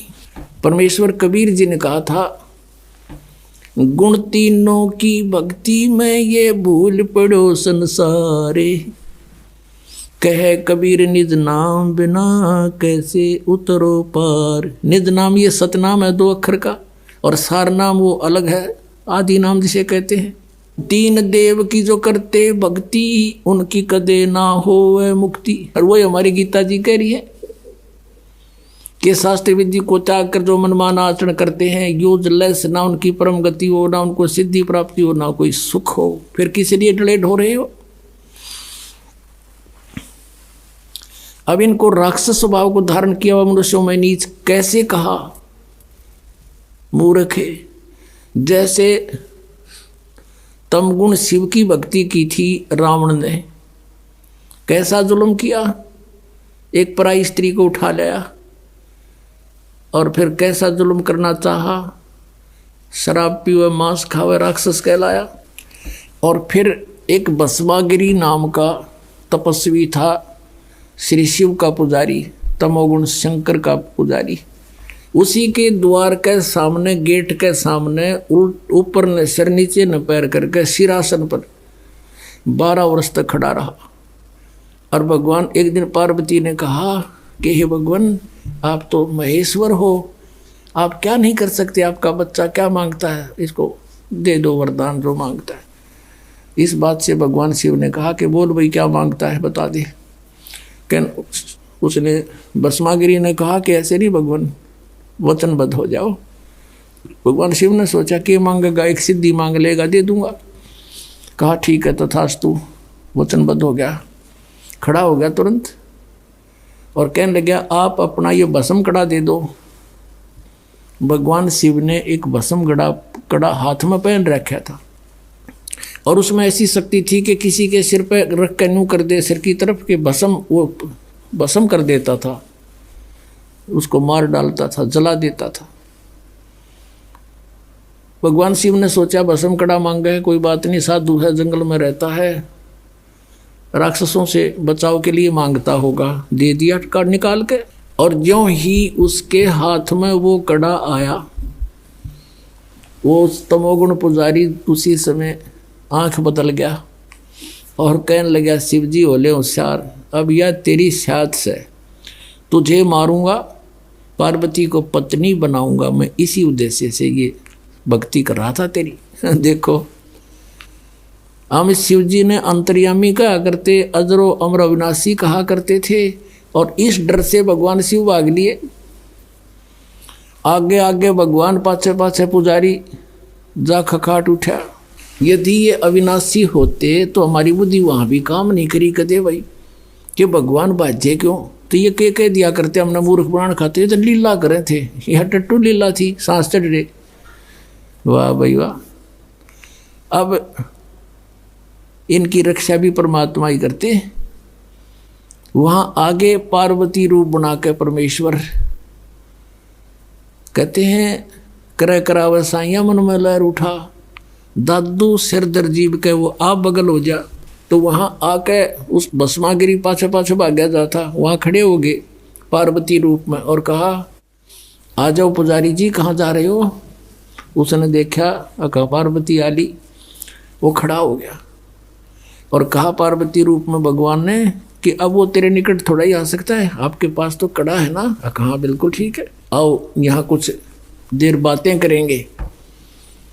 और फिर पार्वती रूप में प्रभु ने कहा कि मुझे डांस करके दिखा दे ताकि मैं प्रसन्न हूँ तेरे ते। वो कहने लगा मैं तो तपस्वी आदमी कभी डांस कराया नहीं, कैसे करूँ? अक मैं बताती हूँ, इस हाथ को ऐसे कर, इस टांग को ऐसे कर, इसको ऐसे कर, इसको और ऊपर कर। जिस हाथ में कड़ा था सिर पर करवा लिया उससे कर, फिर कह दिया भस्म, और भस्मा गिरी मर गया। अब वो कड़ा लेकर विष्णु रूप धारण करके परमात्मा वहाँ पहुँचे शिव जी के सामने जहाँ वो भागे जा रहे थे। और भगवान विष्णु जी को देख कर कहने लगा, भागा विष्णु भागा। अब क्या हो गया कि भस्म कड़ा ले लिया, भस्मागिरी ने मेरे साथ धोखा करके, वो मारेगा। तो भगवान ने कहा कि ये ले कड़ा तेरा, ये मेरे पास है। अक नहीं नहीं वही है, कहा वही है ये ना दच्ची, अक सचमुच है। मैंने ऐसे ऐसे पार्वती रूप बना करके वहाँ पहुँचा, उसको सारी समझाई। जब उसका दिल डटा, उसकी राख देख ली, भगवान शिव ने जब उसकी भस्मागिरी की राख देख ली ना जले हुए की, जब तसल्ली हुई अपने आत्मा, उसके बाद वो भस्मागिरी भस्मासुर कहलाया, भस्मा राक्षस। अब तमोगुण के उपासक राक्षस कहलाए। होए दूषित कर्म करने वाले भगवान रूप में पूजे और उसकी पत्नी पर नीत डगा रहा दुष्ट इंसान। इससे गंदा इंसान कौन होगा पृथ्वी पे? राक्षस स्वभाव को धारण किए मनुष्यों में नीच दूषित कर्म करने वाले मूर्ख, कुछ भी ना सोची दुष्ट ने। और फिर कहते हैं रजोगुण का उपासक था ब्रह्मा जी का कौन? हिरण्यकशिपु। भगत बनकर श्रद्धा से खूब तपस्या करी, वर मांग लिए, सुबह मरू ना, शाम मरू, रात मरू ना, दिन मरू, फलान मरू ना, धकड़ मरू। कह दिया तथास्तु। फिर उसने सोची हल्दी की गांठ मिल गई, तू पंसारी हो गया, भगवान बन गया। सब ने नो कहा मेरा नाम लो, विष्णु का नाम मत ले लियो, अपना नाम जपावा, हिरण्यकशिपु करो। अरे मूर्ख। अब भगवान ने उसके घर में भेज दिया खम्भ प्रहलाद, और वो नो कहा नहीं पिताजी, हिरण्यकशिपु भी कोई मंत्र होता है, भगवान के नाम से लाभ होगा। पिता पुत्र का झगड़ा हो गया इससे बात पे, और ऐसे जुल्म किए उस पुण्यात्मा के साथ, उस राक्षस स्वभाव को धारण किए हुए मनुष्यों में नीच दूषित कर्म करने वाले मूर्ख हिरण्यकशिपु ने, ब्रह्मा रजगुण के उपासक ने। अब यहाँ कहते हैं, अब क्या बताते हैं, सूक्ष्म वेद में कहा परमात्मा ने कि हिरण्यकुश छाती तोड़वाई और ब्राह्मण बाणा और कर्म कसाई। वो तो ब्राह्मण भगत को आवे हैं, भगत का तो बाणा उसका है, और कर्म इसे कसाई कैसे अपने मासूम बच्चे को मारने के लिए ना जाने कितने ओछे हथकंडे अपनाए। हिरण्यकशिपु छाती तुड़वाई और ब्राह्मण बाणा कर्म कसाई, रजोगुण का उपासक था, राक्षस कहलाया हिरण्यकशिपु। अब एक बार हरिद्वार के अंदर हर की पैड़ी पे कुंभ के मेले का सूत सज गया। वहाँ पर एक पर भी लगगी, इनके अपने अपने हिसाब से बनाई हुई मनमाना आचरण है ये, शास्त्र विधि को त्याग के। और उसमें क्या करते हैं, जब जहाँ किसी पर कुंभ के मेले की पर भी लगती है, ये सभी स्नान करने जाते हैं और ये मानते हैं ये खुद कि वहाँ नहाने से बेड़ा पार हो जाएगा। उनका बेड़ा पार तो यानी बेड़ा गर्क जरूर हो गया। अब सुनाता हूँ। अब ये वहाँ कुंभ के मेले पर स्नान करने जब जाते हैं तो अपने अपने ग्रुप में इकट्ठे हो जाते हैं। गिरी अलग, पुरी अलग, सन्यासी न्यारे, नागा अलग, नाथ न्यारे, कनपाड़े न्यारे, बिना कनपाड़े अलग से, और वैष्णु के उपासक वो वैष्णु न्यारे, विष्णु के उपासक, तमोगुण सतोगुण के उपासक। तो वहाँ सब अपने अपने ग्रुप में इकट्ठे हो जाते हैं। जब स्नान का समय आता है सभी प्रस्थान कर देते हैं अपने मुखिया के पीछे पीछे। तो सबसे पहले नागा चले गए, पहुंच गए हर की पैड़ी पे, ऊपर भी कल्याण करवाने के लिए, नहाने के लिए। पीछे से वैष्णु आ गए, विष्णु जी के उपासक, सतोगुण के उपासक। और नागा थे वो बिल्कुल नंगे रहते हैं, नेक्ड, वो तमोगुण के उपासक शिव जी के। पीछे से विष्णु उपासकों ने, सतोगुण के उपासकों ने कहा कि ए नागाओ, हम सर्वश्रेष्ठ हैं, हम प्रथम स्नान करेंगे, तुम बाहर आ जाओ, पहले नहीं नहाओगे तुम। अब उन नागाओं ने कहा कि हम सर्वश्रेष्ठ हैं, हम त्यागी और बैरागी हैं, हम कोई कपड़ा भी नहीं रखते तन पर, हम सबसे प्रथम नहाएंगे, हम सर्वश्रेष्ठ हैं। वैष्णु साधु कहने लगे, शरण फड़ो, तुम टट्टी के हाथ भी ना धोते, पशु की तरह नंगे फिरो, तुम कहे कि श्रेष्ठ हो, बाहर मरो, हम नहाएंगे पहले। अब वहाँ बैठ गए तीनों गुण। अब उसी समय इनका जूत बाज गया, नाना भी भूल गए, भगवान भी भूल गए, हर की पैड़ी भी याद ना रही इनकर, पर भी भूल गए। 25,000 ये त्रिगुण उपासक, इन तीनों भगवानों के उपासक वह कटका भर गए, कत्लेआम कर दिया। गंगा का पानी लाल कर दिया, लाश बहती जाओ उनमें, और तेरा गजब हुई। इसके बारे में परमात्मा ने कहा है कि तीर तुपक तलवार कटारी ये जम दड़ जोर बधावे हैं, हर पैड़ी हर हेत ना जाना, और वहाँ जा तेग चलावे हैं। काटे शीस नहीं दल करुणा, ये जग में साध को आवे हैं, और जो जन इनके दर्शन को जावे उनको भी नरक पठावे हैं। हे भगवान, पुण्यात्माओं, हम कति अंधे कर रखे थे इस काल ने। हम इन महात्मा मान्या करते इसे जुल्म करनिया ने। अब कहते काटे शीस नहीं दल करुणा, इतनी भी दया नहीं, और कत्लेआम कर डाला, छोरी गपो दे हैं, तलवार ते काट कर बड़कियाँ खा ली एक दूसरे ने। ये है और तीनों गुणों के उपासक राक्षस स्वभाव को धारण किए मनुष्यों में नीच दूषित कर्म करने वाले मूर्ख। ये पुण्यात्माओं दास नहीं कह रहा, ये इनका इतिहास कह रहा है। श्रीमद् भगवत गीता बता रही है, और 600 वर्ष पहले परमात्मा बता रहे थे, परमेश्वर कबीर साहब, गुण तीनों की भक्ति में ये भूल पड़ो संसार, कह कबीर निज नाम बिना ये कैसे उतरे पार। तीन देव की जो करते भक्ति, उनकी कदे ना होवे मुक्ति। बोलो सतगुरुदेव। भजन करो उस रब का जो दाता है कुल सब का, भजन करो उस रब का जो दाता है कुल सब का। वो कौन है? वो कबीर देव है। बोलो सतगुरुदेव।